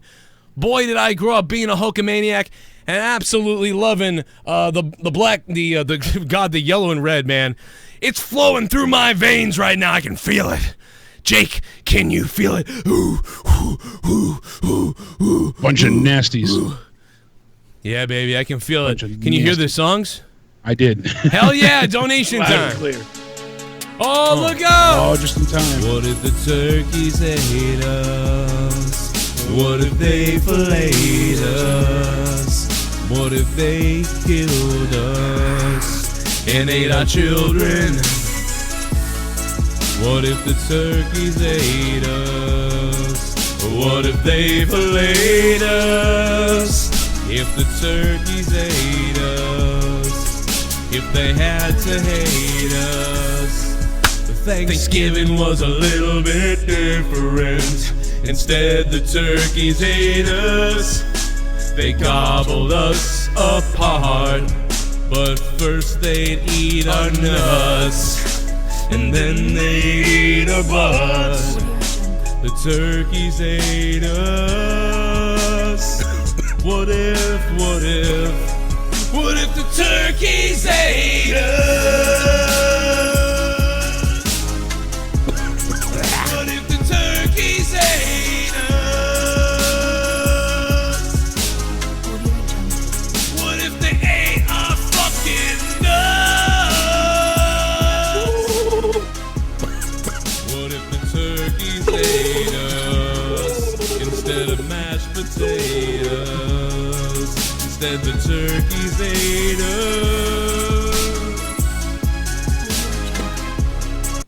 Didn't give a fuck out of 10. Bray is the only thing that kept me awake tonight, lol. I can't wait for Rena to get off commentary once they move to Fox. Also, NXT and AU can't come soon enough. The Wednesday Night Wars are going to be so exciting. I can't wait, man, for the Wednesday Night Wars. The Soundwave 92. Thank you, Soundwave 92. Look at all those turkeys coming in because of Soundwave. Delicious. It is delicious. And Soundwave 92 now takes the top spot for the digital championship tonight. Soundwave 92. Oh, so yeah, I've cut myself wide open tonight. We've done bled for the show. I performed Racist American for everybody. Super Chat Party. Unbelievable. This showman, Eddie the pharmacist out of 10. Spaz Phoenix, thank you for the $2, Spaz. Eddie the and pharmacist. Now we're also hearing from PW Insider that Drew McIntyre has not been cleared to return yet. And at this point, it seems like, from a dramatic standpoint, like you said originally, Joe, they're going to hold off to the draft. So originally you said, why not just hold off to the draft? And that seems to be what they're doing. He did go for an evaluation last Monday at Raw. That was reported, but he is yet to be cleared. So, I heard he was cleared, but I know this is from PW Insider. So. Man, everybody's full of shit. Just listen to me, everybody. He will be back at the draft time. That's all you need to know. It doesn't matter. He's injured, not injured, cleared, not cleared, whatever. He'll be back around the draft. That's what I heard. 201, hello. Listen to Joe on that one. Hey, what's up, Jake? What's up, Joe? How you guys doing? What's going on? How you doing, man? Cool, man. Yeah, I called a couple of weeks ago. I'm the guy who was visually impaired. We were talking about commentary the other night. I don't know if you remember, Joe. Yeah, I remember that. Yeah. What's up? Cool, man. No, just glad that I've gotten through, man. I love, I love chopping it up, man. Talk some wrestling. Oh, yeah, dude. You know? No, absolutely. Dude, a lot of visually impaired people, too, dude. I got people that are blind that listen, completely blind. Like, it's very common because we all enjoy, I think, listening to stuff a lot, you know, or in many cases have to listen more than watch. So, yeah, dude. And I think that's one aspect that I enjoy. I think that's one aspect that I also enjoy about your program, Joe, is the fact that you focus so much on different sounds. You know, I love listening to the donation sounds, the songs that you come up with, you know. So very cool stuff. But I want to bring something up to your guys' attention, and I'd love your opinion on this one. Okay. So on Wednesday, when NXT aired on the USA Network, I checked out the whole show, including what they showed on the network after that first hour. And I don't know, I couldn't help but to think to myself, could AEW in essence be somewhat in trouble? Because, and I'm looking at it from the aspect of match card on October the 2nd, and I'm comparing and I'm contrasting both cards for that night, and it seems like NXT's got the upper hand in terms of which card is going to be better. Well, as far as Wednesday night on the Wednesday Night Wars, that's what you're talking about, right? Wednesday nights for that show? Yeah. Yeah, I mean, I think they're gonna have the upper hand in a few things. I think AEW is gonna draw 600,000 people. I don't think they're gonna draw like 1.2 million. I don't think so either. I think NXT is gonna go up. Actually, I think we're gonna see it rise slowly but continually. I think their ratings are gonna go up, and I think. Honestly, I think you're about. I was going to say $750,000, Joe, 750 for AEW. What would this say for AEW though? Do you guys feel that maybe if that were to happen, which is very likely in my opinion as well, but do you think that this would spell? I don't want to say trouble, but would it be a blow to them? Is I guess what I want to ask, right? I guess that's better verbiage. I'm somewhat following you here, but so what I'm saying is basically, Jake, if let's say NXT has the upper hand consistently, right? And as you're saying, the ratings will go up for those guys. Do you feel that would be a blow to AEW? And no, or would they still be okay in your opinion? Well, it depends. I mean, if it's a huge blowout where AEW's barely getting over a very minimal amount of viewership, then obviously that'll hinder what they're trying to do here. But if they have a substantial viewership, over 500,000, getting close to 1 million, and WWE stays consistent as well, I think that they're going to be happy with their product. I mean, there hasn't been wrestling on that channel in over 20 years at this point, close to it, somewhere around that, 19 years, whatever. And Nitro, Thunder, all that, right? Yeah. So to get people to not only tune into a new show, but a new wrestling show on a cable channel, it's difficult. We've seen that before. So the advertising's been strong. I mean, they've been advertising even on WWE shows. So, I mean, they're working on it. But I think that if WWE is beating them in the quote unquote ratings war here, I don't think it's going to be because it's apples to oranges. It's not like it used to be where it's their main brand and your main brand going head to head. Right. It's a different subsect of this is a brand new company and this is now they're looked at the third brand, but originally was like the training roster. So, right, would you consider Evolve to be kind of like developmental now, as opposed to NXT? That's pretty much what they're handling it as. It seems like so they kind of traded places. Here's another question I have regarding this. Right, staying on topic. So let's say NXT, they're rolling, they're balling, they're doing their thing.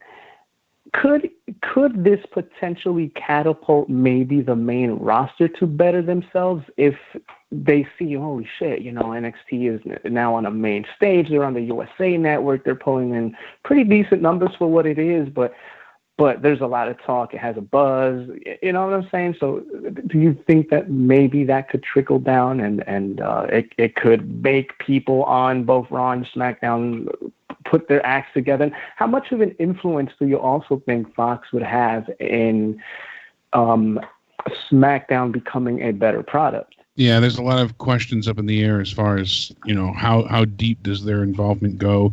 Do they have their hands in any creative aspects, or is it just, do they have a say at all? Do they have a say, what I mean? More than just, obviously, this is my network, you can't put this on. Do they have a say on, who does what at all whatsoever? Are they involved in any creative process? Do they have to, do they get to pick who they want as champion? We don't know how deep in Fox is with WWE at this point. We had heard originally that Fox wanted Brock Lesnar and they wanted him as champion, and it seems like that's what we're getting. I mean, next week, next Friday is the debut of Fox. It's the season premiere of SmackDown and Raw. It's going to be a big week. So Lesnar is going to be on Raw, then Lesnar is going to be on SmackDown for the title match against Kofi, and we'll see what happens there. I mean, if it beats Kofi, we kind of see what Fox got what they wanted. And then I heard another report going around that was brought to my attention earlier saying that Fox is not going to pay Lesnar to stay home and sit on his ass. If WWE, they want him to basically earn his paycheck. But is that WWE's final say, or is that Fox's say? We don't know what they agreed upon when they signed this deal and how far the terms go. So there's a lot more questions than answers. But I guarantee that. I mean, that was a lot of money for this this deal to go through for WWE. So I guarantee Fox has a good amount of say-so in their contract. A lot of the intrigue is the unknown, yes? Yeah, I think that absolutely makes me more curious for things. And as far as your previous question, I think that NXT at one point in time was kind of looked at like less than I don't want to say like on par with the main brand, but it seemed like everyone on the main roster didn't really look at NXT like a threat. And I think because it was relegated to the network, it wasn't on, on a big time prime platform time TV. like USA Network. I feel like they always kind of, because you've heard stars before say like, oh, NXT was great, but the real show's tonight for SummerSlam, the real show's tonight for Money in the Bank. And then now I think that, they're going to start seeing these types of great matches and stories and whatnot happen on NXT on TV, on, primetime cable. And I think that that's really going to be like a push comes to shove moment for the main roster. They're going to see these matches and be like, wow, we're giving you guys shit while these guys are tearing it up, killing each other, putting on 5-star classics. We're really going to have to up our game. I do feel like if at any point in time NXT was going to motivate other brands to do more, this would be it. So. Right. So 2 more things before I let you guys go, because I don't want to hold anyone else who's trying to get through either. So in terms of AEW, their premiere show on TNT, who do you feel Chris Jericho's mystery partners will be? Because originally I had it penciled in as LAX, but that shit went out the window. And the reason I'm saying that is because I'm assuming, right? I'm only going off of assumption that if you're saying that it's going to be 2 mystery partners, they can't be people that have already been revealed. Yeah, I thought it was going to be LAX as well. I thought that's what they were setting up with their arrival in the company. So I'm honestly baffled at this point. I don't really have a clue as to who it could be. I'm looking forward certainly to see the show. That would be unreal if we just it was me all along. Tag team partner Joe Cronin. I just show up in the WWE. Oh, my bad. I cut him off. I fucking bought. Fuck! He was gonna say something else. My bad, dude. God damn it. Call, though. It was a good call. That's why I left him on. I was like just listening, like, Speaking really quick of AEW as well, I know it's a Raw review, but I was laughing before. Maybe I shouldn't be, but Nyla Rose has really benefited from the SJW cancel culture wheelhouse being on her side. And you you said this many times before, how like SJWs and that type of culture doesn't care. They'll consume and eat their own. They're cannibals. Right. And Nyla sent out a tweet. They were talking about the women's title match, and somebody tweeted a response as a GIF saying, well, she's a guy, so ... That's what the GIF said. And she responded to the image saying, oh, you want some attention, hun? What's wrong, baby? Mommy not hug you enough? Did daddy mouth touch you in the no-no place? What the fuck? That's what she responded with. So that sounds people got up in arms, reaming into her, her saying, like, how could you trivialize and mock child abuse? How could you go ahead? And then she, it was just... Well, because she is a man. Then what about Cody shouting faggot? That video popped up the other day, and it just became this They're all so battered virtue women, signalers. abused children, and homophobia are okay. Yep. You have no, she got... so she deleted the tweet, but now... Come and get me. The flood of hate is coming in like you would not believe. And I was shocked. I was like, wow, someone that's openly transgender, you figure this is your flag waving, Nope.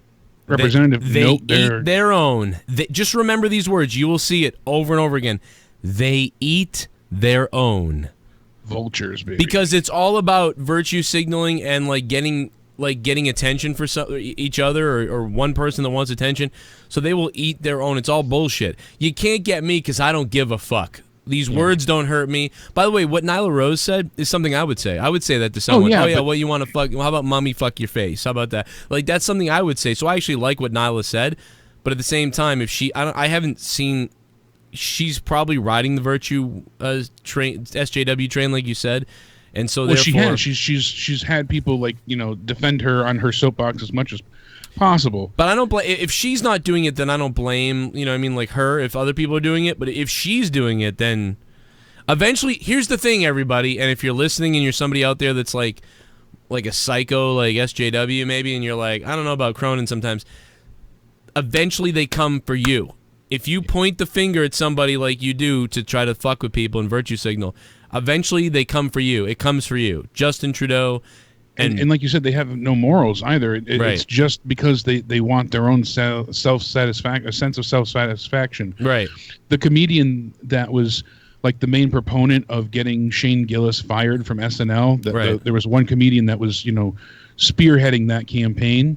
Said in an interview the day before that he didn't even give a shit about what was said. Like, it didn't affect him in that way. He just knew that it would get him attention and he would get famous off of it. Right. So that alone tells you, he thought he was in not being basically recorded when it was said, but people, come on, people are dumb. Oh, I was so offended, even though I'm a white guy. I was offended that you said chink. Right. It's just a stupid slur. It's a dumb, funny slur. Now, I didn't see the podcast. There were people saying to me like, Joe, he said it on a podcast, like whatever, like it wasn't a joke. And I'm like, yeah, it wasn't a joke. Like, I go down the street and this drink says this. No, but he was joking on the podcast. He was being like dark and fucked up on purpose. Yeah. And like Ari Shaffir said, if a comedian says anything on a podcast knowing that they're being recorded, then it's a joke. I mean, dude, like almost everybody's like that. Like, I mean, like, when I'm concerned is when private audio leaks, but at the same time, private audio shouldn't leak.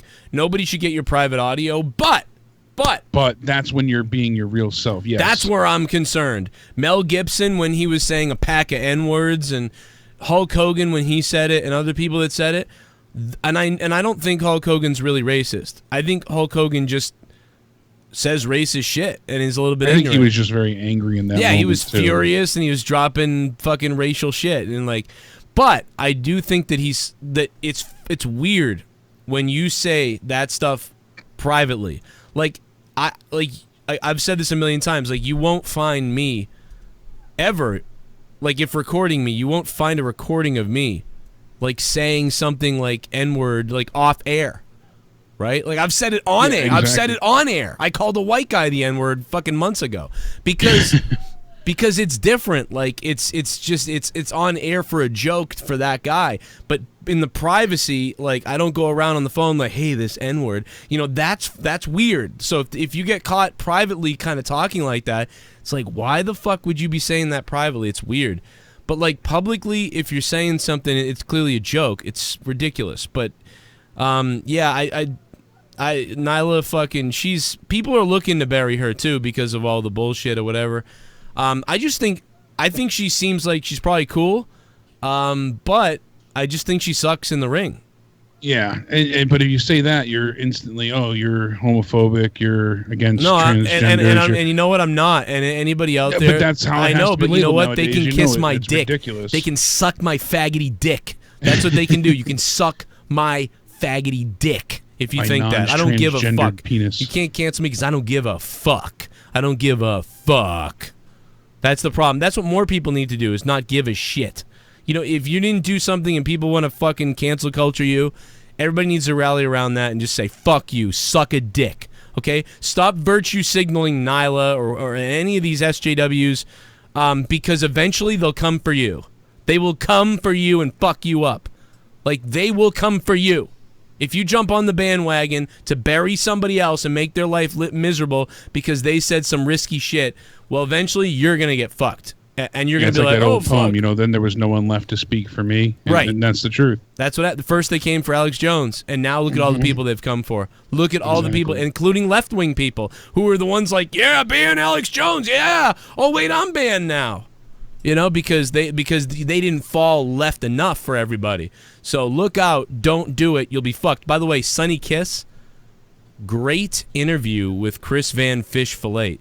He was so good, Sonny Kiss. I really learned a lot about Sonny Kiss, and it was interesting hearing Sonny Kiss talk about how like this is me. I'm not a character, and people, unfortunately, a lot of people do think that like the mannerisms and the sort of the flamboyancy of Sonny Kiss. That's Sonny Kiss. That's how Sonny Kiss was probably a young child and was like, this is so sweet and this is my dress. Like, that's the way Sonny Kiss talks. It's not a gimmick, and a lot of people see it as bullshit, and they give Sonny Kiss a hard time. My only criticism of Sonny Kiss is have more confidence.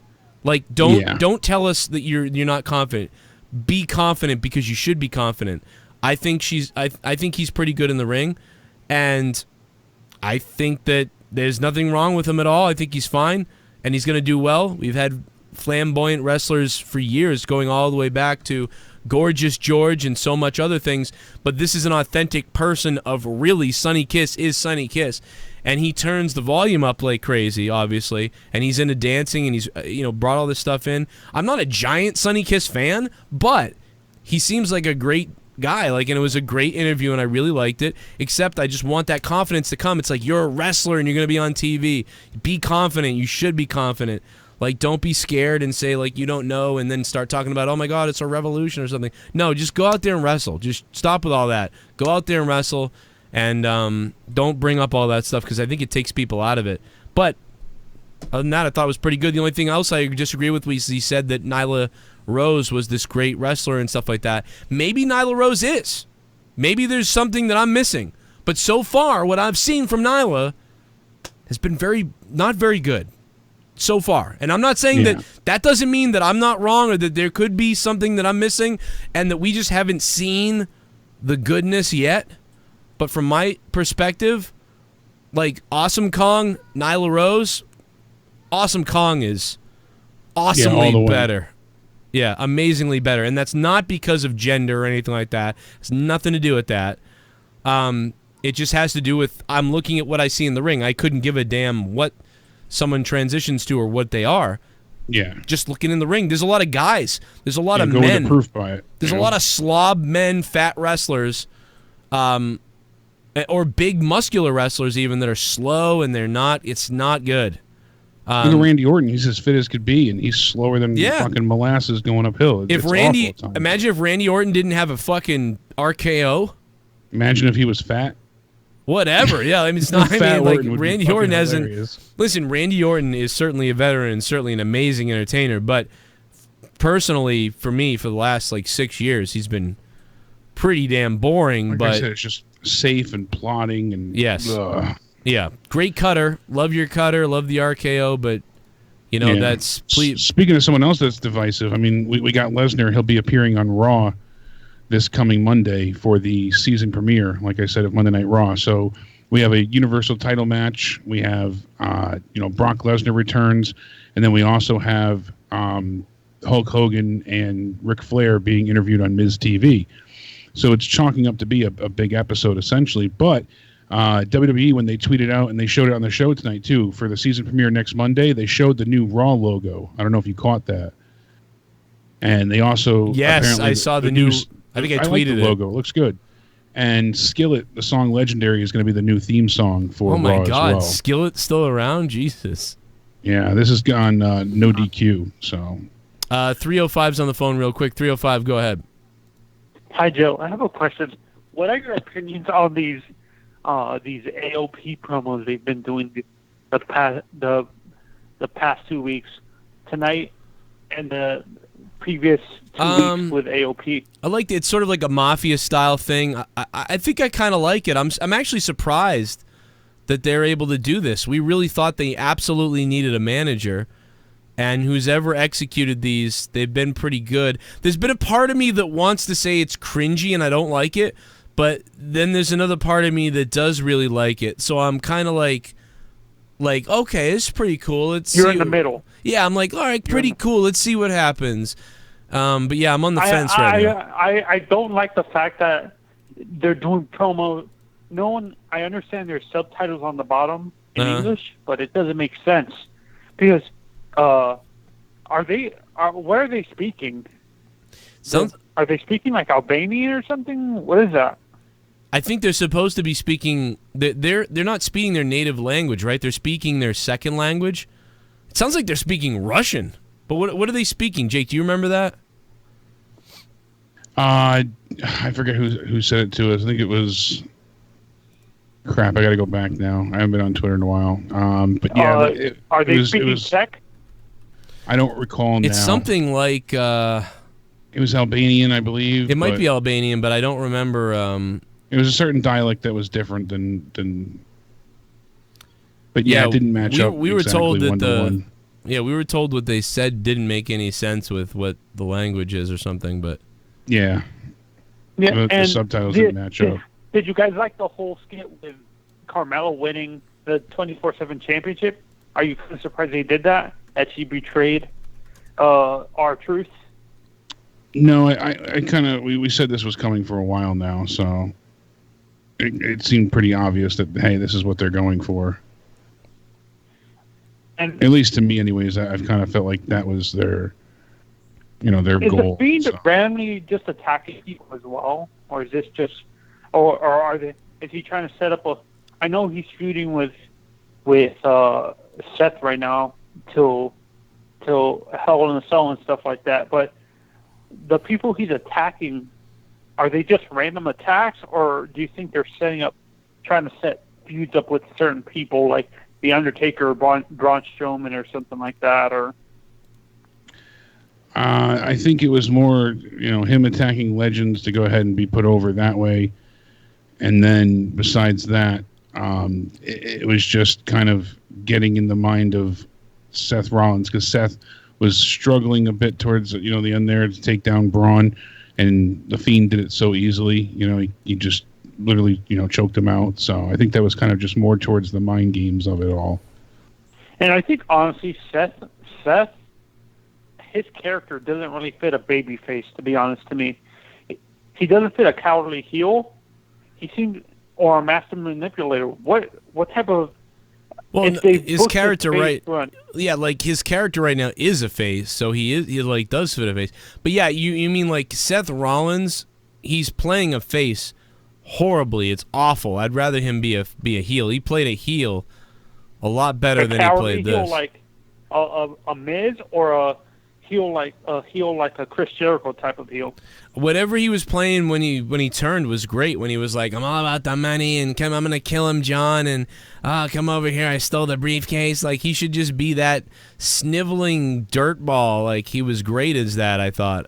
Or not great, but he was better than this. He was, yeah, definitely better. And really quick, it was Visit Blue Planet on Twitter that said, it's Albanian language, but it's not from Albania. It's from Kosovo. In Kosovo, they speak Albanian, but with a different dialect. So that's why.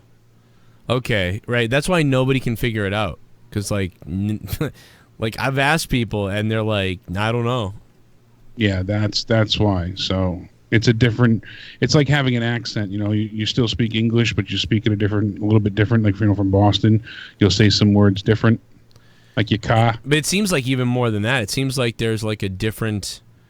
It almost seems like kind of being in Ireland if you speak Gaelic versus English. Yeah. I mean, not a lot of people speak Gaelic anymore, but like some people speak like a mix of it, right? So it's like, I don't even know if that's a good example, but I guess it's kind of like, to me, what I understood from what I heard from people, it's basically like Spanish and Portuguese. Like, very similar, but it's different. And so if that's the case, I understand why, like, some things seem the same, but other things are completely different. And that's got to be the difference of Portuguese and Spanish. I mean, like, things are the same, but not like hola, hola. It's like the same word. Hello, like, it's the same thing. But then there's other words that are just completely fucking shit's just way different. So I don't know, maybe that's the difference. Anyway, it's analyzing a language. We know nothing about it. I can't even speak more than my language. I can barely speak English, so... Oh, here we go. Here he is again, baby. Suck him off. Pussy Lips McGee. Somebody suck him off. Suck him off. Somebody suck him off. Somebody suck him off. Can you play the sound clip of me banging and making Crystal come? Oh. How about that, Tommy? I am draining Crystal's vagina. Oh, you my ain't man God. enough to stick your tallywhacky inside that wet snatch. Oh. I'm gonna cream Debar next. There you go, baby. Pussy Lips McGee, there's some Crystal for you. I can't believe she fucking made that noise, dude. Just that right there. Which is the one that Tommy does the movie reviews with? Is it Crystal or Ashley? It's Crystal, yeah, that's Crystal. Okay. Super Jet. Yeah, because Tommy tried to Super reach his Jet. arm around her and she Sleep was it not off. having it. You'll be crescent fresh soon. I want to be crescent fresh, J. Paula. It was hilarious, though. He chugs down his second bottle of liquor and he tries to put his arm around her, and she's just not having it at all. It's hilarious. Joe took advice from Dustin on how to blade. Man of 1,005 holds. You know it, man of 1,005 holds. Hey, man, I've been blading for years, dude. I got it down. What else we got? Oh, a little bit of the bubbly. That's it. Want some bubbly? Look at this stuff. Oh, a little bit of the bubbly. That's it. Yeah. God damn it, Joe. Leahy is going to demand a new carpet with those fucking stains in it. Holy shit. Or if you make a new donation button, it should be that blood on your face with the caption "Raw made me stab myself." Lol. Soundwave 92, thank you. I really appreciate that. Quick point, though. I mean, or inside fact, or like, what am I trying to say? I don't know. But on a better note, I've actually done this before. That gimmick has been done. Many may trying to find it now, but this has been done, but been done before. I trying to find the clip if I could, but I guess it's not popping up. Fuck. It's not the first time. I mean, I thought I had it. I thought if I searched a certain way, I'd find it. Only old school motherfuckers would know what I'm talking about, because it is going back a ways. Yeah. Like going back a long ways. Back before Paige and Alberto Del Rio, were waxing their carrot. I mean, maybe angry WWE fan. I'm trying to find I'm trying to find it, man. I'm really trying hard to find it. I'm looking. I don't know what you would even. You don't even know what I'm talking about, yeah. No, I don't know what you would key search for. Yeah, I don't know. I mean, I can't. Can't find it? Yeah. Like, I've typed in so many different combinations of things to try to find it. I don't know, man. A racist American was coming back on again. Let me see. I just... Maybe it got taken down? No, I don't. I think it's one of the ones that maybe I took down, but... As I'm saying... I'm shocked. I'm really shocked that I can't find this. Like, I am blown away that I can't find this. And I'm also depressed. I'm starting to be a little bit depressed about it. Maybe you have it backed up. Bless you. God damn it. Backed up or saved. No, I don't. I've looked everywhere. Anything else you wanted to say about Raw, though? No, that's it for Raw. I think I'm going to give it a 5. Straight up 5, because the Fatal 5-Way did nothing for me. Bray at the end was awesome. I really like that. I'm glad Seth is starting to act a bit afraid. It's to the point of silliness, but it still works. And Chad Gable, King Corbin was good, and so was the Sasha Banks and Nikki Cross match. So I'll give it a 5 overall. That works out. God damn, a 5. Not bad. Not bad. I mean, still leaves a lot to be desired, but next week we'll see what happens with the season premiere, and then after that, that Friday we have the first SmackDown Live episode on Fox, and we'll go from there. It'll be new territory. We'll see what happens. Tomorrow night we also have Roman Reigns asking to speak to Daniel Bryan to clear the air. Right. And we're supposed to have their conversation, so that's interesting for tomorrow's SmackDown. Wait a minute. Whose conversation is happening? What? Roman Reigns wants to talk to Daniel Bryan face-to-face to clear the air. And Bryan has agreed to meet with the big dog. So the conversation comes after weeks of tension between Reigns and Bryan. So I'm imagining that they're going to be in the ring together, kind of working out their shit, and that's when they'll be attacked by Harper and Rowan, and it'll end up leading to them teaming together at the pay-per-view to be a tag match. By the way, I found it. Oh, you did? I've done this before. This is this. I really don't care what anybody else says. I think tonight's Monday Night Raw is going to be awesome. By the way, this is 2016. Yeah, Here we as go. old as could be, but Here we go. Oh. I searched angry fan and Stapler. What is this shit?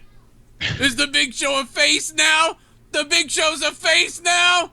Fuck you! Paige is a face now? Paige? Paige is a face? Face, I'm a heel, I'm a face, I'm a heel, I'm a face, I'm a heel, I'm a face, I'm a heel, I'm a face, I'm a heel, I'm a piece of shit show! Said I can't take it anymore. I can't take it anymore.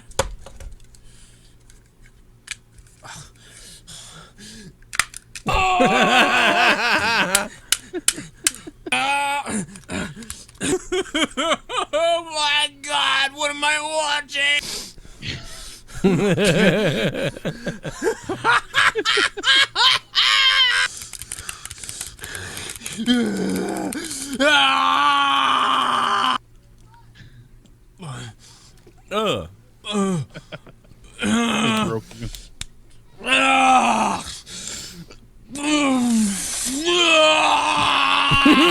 Why?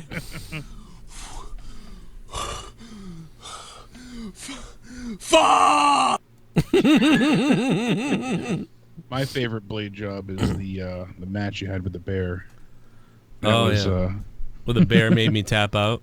Yeah. Yeah, that was pretty good. That's a classic. That was a pretty good one. So yeah, we I reuse gimmicks every 3 years. Every 3 years we reuse gimmicks.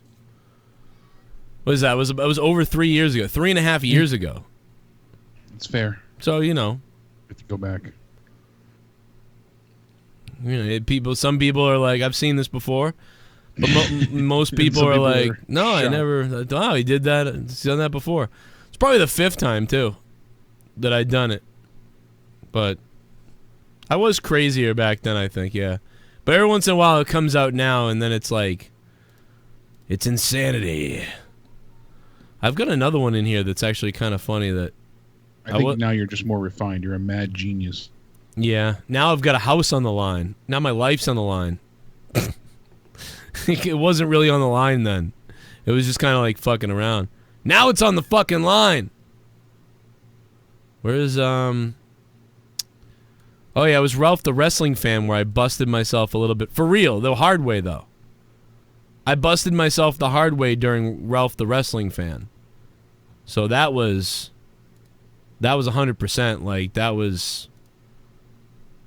Like, I fucking hurt myself. It was fun, though.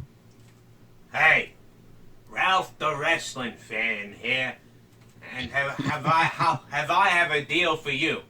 I'm making this video today because me and my wife are selling WWE merchandise that we've been getting and collecting at all the WWE events since we started being together. The last show we were at was the WWE Hell in a Cell match. And we got this chair, we got these special chairs with, well, what we got, it looks like here is, Sasha Banks, she's on there, yeah. And then there's Charlotte. Oh boy, wouldn't I like to just fucking... But hey, enough of that. So me and my wife are selling the chair, right? And I know it's in really good shape. It hasn't really been messed with too much. It's only been sat on by me, Ralph the Wrestling Fan. I sat on the chair. She sat on the chair. I mean, there's no stains on the chair whatsoever. There's only been a little bit of flatulence. Everything else, the chair is in great condition, as you can see. We're taking all bets, all bids, all offers, all quotes, all satisfactions, all determinations of all kind of monetary status. I don't know what the fuck I just said, but the bottom line is the chair is in good condition. Other than my wife, farting on the thing a couple of times. The chair's in really good condition. So, I mean, I think you're going to love it. You're going to get it for your kids, for your dad. Listen, other than my wife farting on the thing a couple of times, the chair's in really good condition. So, I mean, I think you're going to love it. You're going to get it for your kids, for your dad. Hey, trust Ralph the wrestling fan. Come on down to my house, 22 Jacobs Street, Brookline, Massachusetts. Oh, shit, I just gave my address out. Wait a minute, no. Come down to my place. Don't come down to my place. Facebook me on Facebook, and I'll tell you the prices of all this stuff that I've got. I've got thousands of dollars of merchandise in my house. We're selling the chair right now on Facebook. We're taking all offers right now. You let me know what you think. I suggest about $5,000. And if you hit me up with the right price, though, we can make a deal. We can make a goddamn deal. Hey, listen, Ralph the wrestling fan always makes a good deal. In the end, if you bargain with me the right way, I'll make a good price. I'll make you a good offer. Hey, that's not all. That's not all. I have two of these Wolverine pop figures. All right. Ralph the wrestling fan also likes to collect toys. I got toys. I got Wolverine. I have one more. It's out of the box. I'm not ashamed to say I masturbated to it a little bit, but it's still in good condition.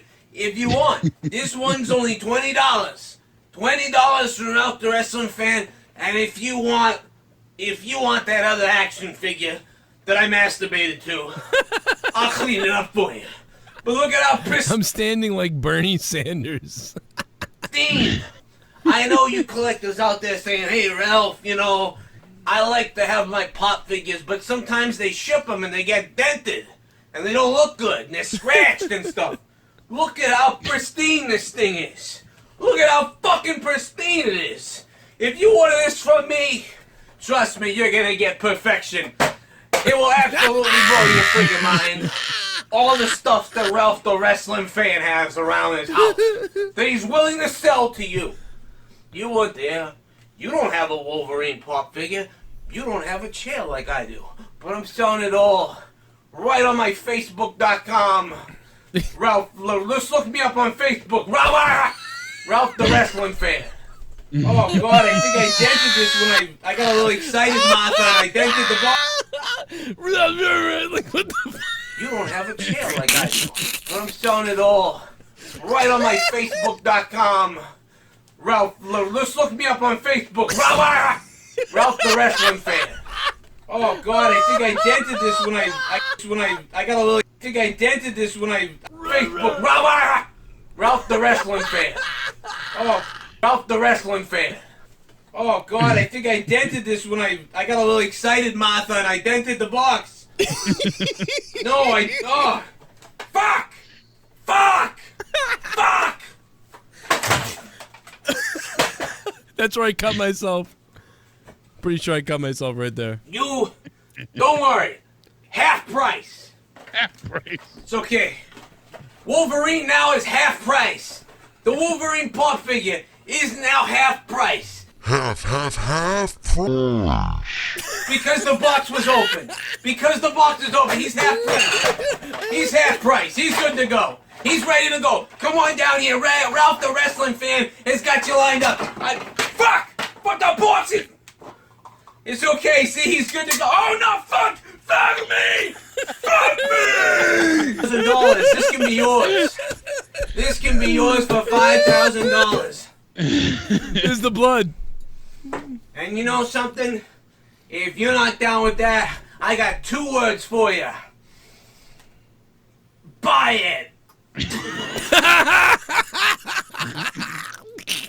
Okay, see, he's good to go. Oh, no, fuck! Fuck me! Fuck me! Yes, I got so excited about the Wolverine action figure that I fucking busted myself open. That's how much I care about making a sale.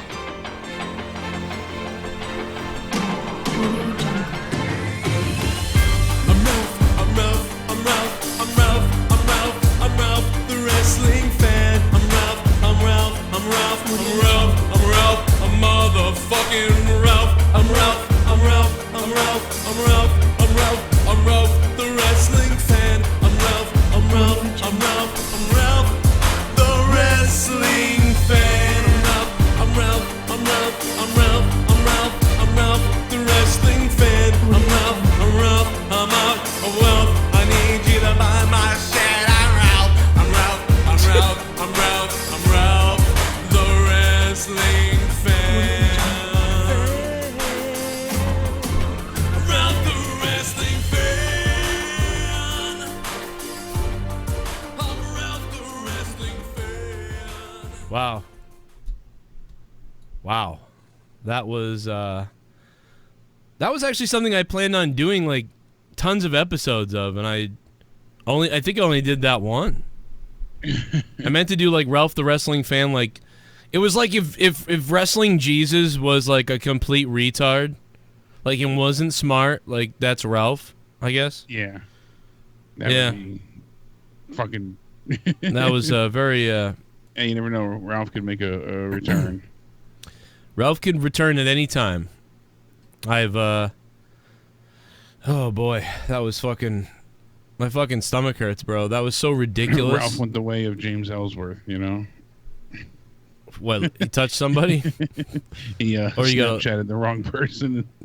He's serving a little bit of time, but he'll be back. Don't you worry. I'm gonna go Dave Rose on you in a minute, and let's not forget about the time that Jinder Mahal's dad called in the show. He was not happy about. Man, that was this year. What? That's from this year. It says right here. Well, 2016. So she's still. He's crazy, bro. Did you see that, Cronin? He wears that mask to lower his fucking lung capacity. I see the way he works. Well, I guess that's not the call from Jinder Mahal's dad, but we'll find it somewhere and we'll play it. We'll play donations right now. People waiting. Super Chat Party. Gary, sing, baby. Smash, marry, kill 2 of the horsewomen. Smash, marry, kill 2 of the horsewomen. I mean, dude, I'd marry Sasha, probably. And I'd smash Becky.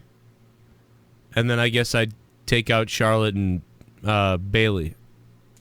I'd smash Becky and I would marry Bailey. Ugh, really? What the fuck? Yeah. Man, Bailey's the one. Sasha would be too high maintenance, I imagine. And Becky's too much into health and fitness, CrossFit, you know. That's why her and CrossFit Jesus get along so well. She's vegan, and Charlotte, that's all plastic. She's starting to look like Cher, so... Man, I don't know. It's starting to frighten me. I think Bailey's boots. Bailey looks like a foot. I'll take her booty. What up, my poos? I'm back. Pile of poo. Oh my God, Penny the Pooh. Penny the Pooh. Penny the Pooh. I'm so happy that Penny the Pooh is back, man. Welcome back, Penny the Pooh. I love you. And I'm glad to have you back here. I really appreciate you being back, Penny the Pooh.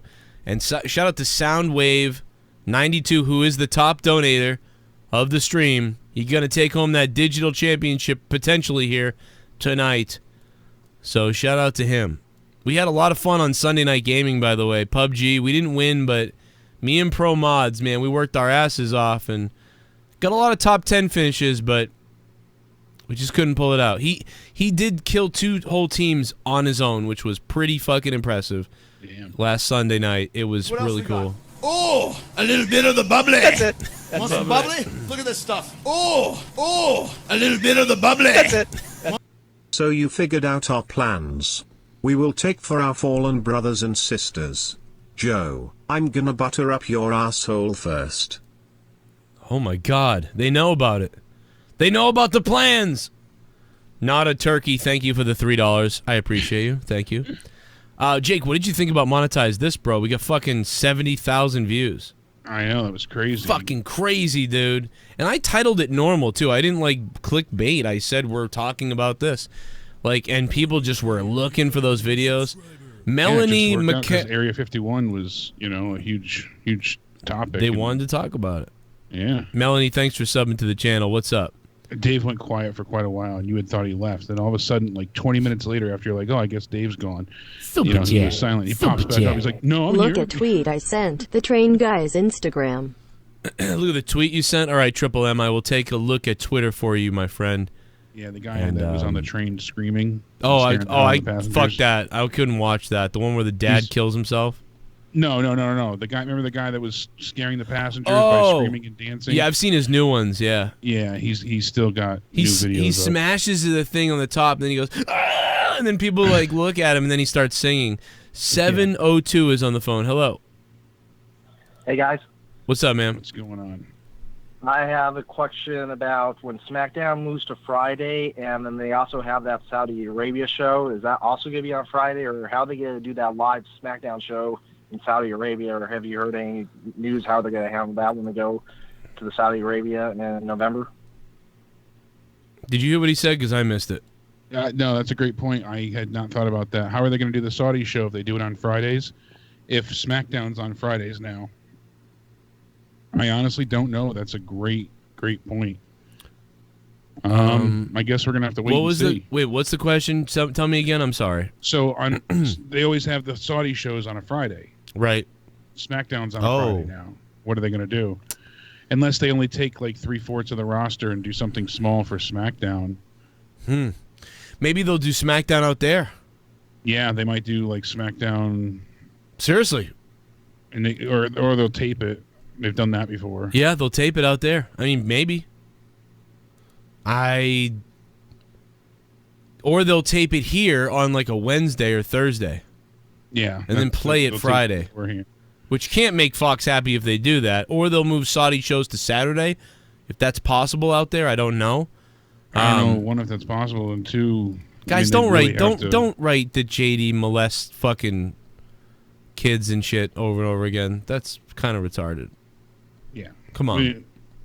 I mean, like, it's funny, kind of, but, like, I don't know. Like, it's funny, like, a couple times, but it's like, what the fuck? I mean, now people are just going to do it, but whatever. I try to tell you not to do it. I just don't want to time people out. I mean, like, come on, man. He's fucking stupid. It's like, go troll him with that, Don't troll me. Although, if you troll him, he'll say that it's my people, so it's... But, yeah, what the fuck, man? What the fuck are people writing, dude? What the fuck? Ugh. That's fucked up. Yeah, but I'm wondering what they'll do with that. We really don't know. There's a lot of questions we have right now. We just don't know. We have no answer. So these are things that they're going to have to clean up and clear up for us soon enough.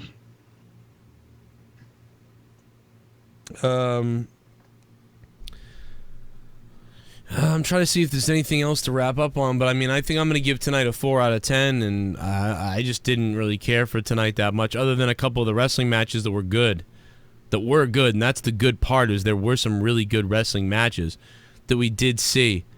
Yeah, as I said, the women's match, even the tag match in the beginning that you did miss, that was good, and obviously the King Corbin match was good. So yeah, the only bad match probably was Lacey Evans. And you know what upsets me, too, is that Lacey had to come out and say that everything that happened with the Royal Police in Alberta was a setup. I mean, obviously that whole thing was staged. Cause I don't know if you saw the video. She got pulled over by the Mounties up there, and she was going on calling them nasties and, like, harassing them. But she said, she asked the officer if he would participate in a rehearsed interaction on camera with her WWE persona, and he obliged. But it sucks that she had to come out and basically admit, and the police had to admit that it was a skit because she was getting such negative feedback. So people complain like, oh, you don't have, kayfabe anymore, but when people stick to it, you have to go ahead and ruin it because people are assholes. Yeah, I agree. There were fans online like berating her, calling her, a terrible person and all this stuff, and it's like, are you kidding me? You can't win. So yeah.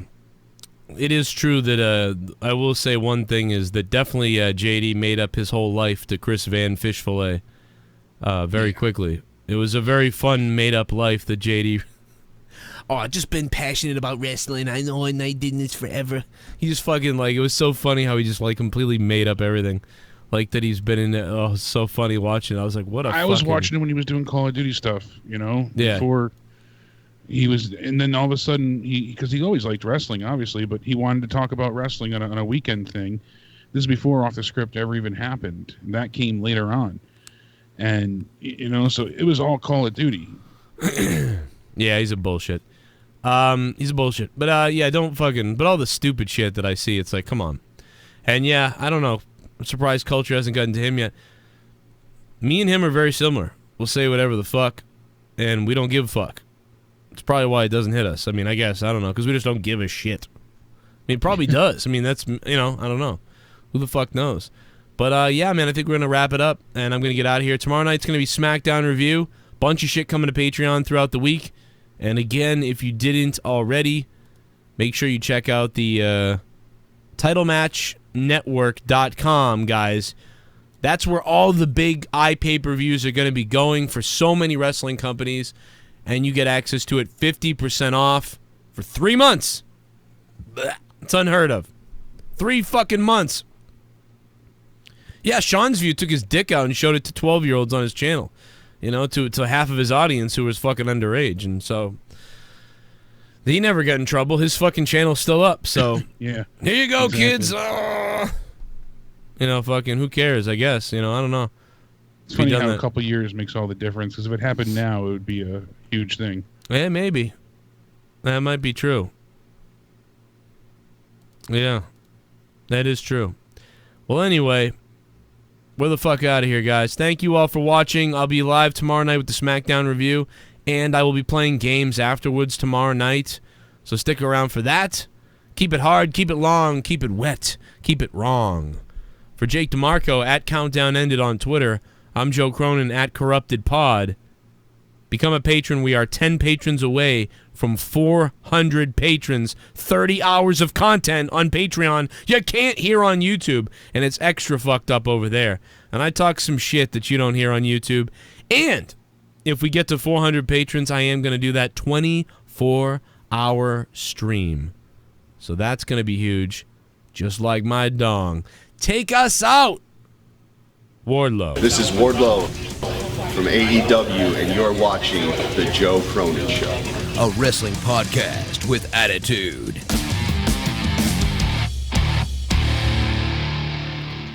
Joe, if you're listening, you stupid fuck. He looks like one of those guys from Long Island that wants to be a white rapper, but he's 30-something years old, lives in his parents' basement with the droopy cap and the whatever, but he thinks he's Howard Stern, and he's got a cool way of talking in the microphone. And he's a shock jock or whatever, and somehow or another he accumulates followers on Twitter. It's fucking pathetic. So please, nobody listen to anything involving a guy named Joe Cronin, because it's just so fucking sad. Thank you, Soundwave 92.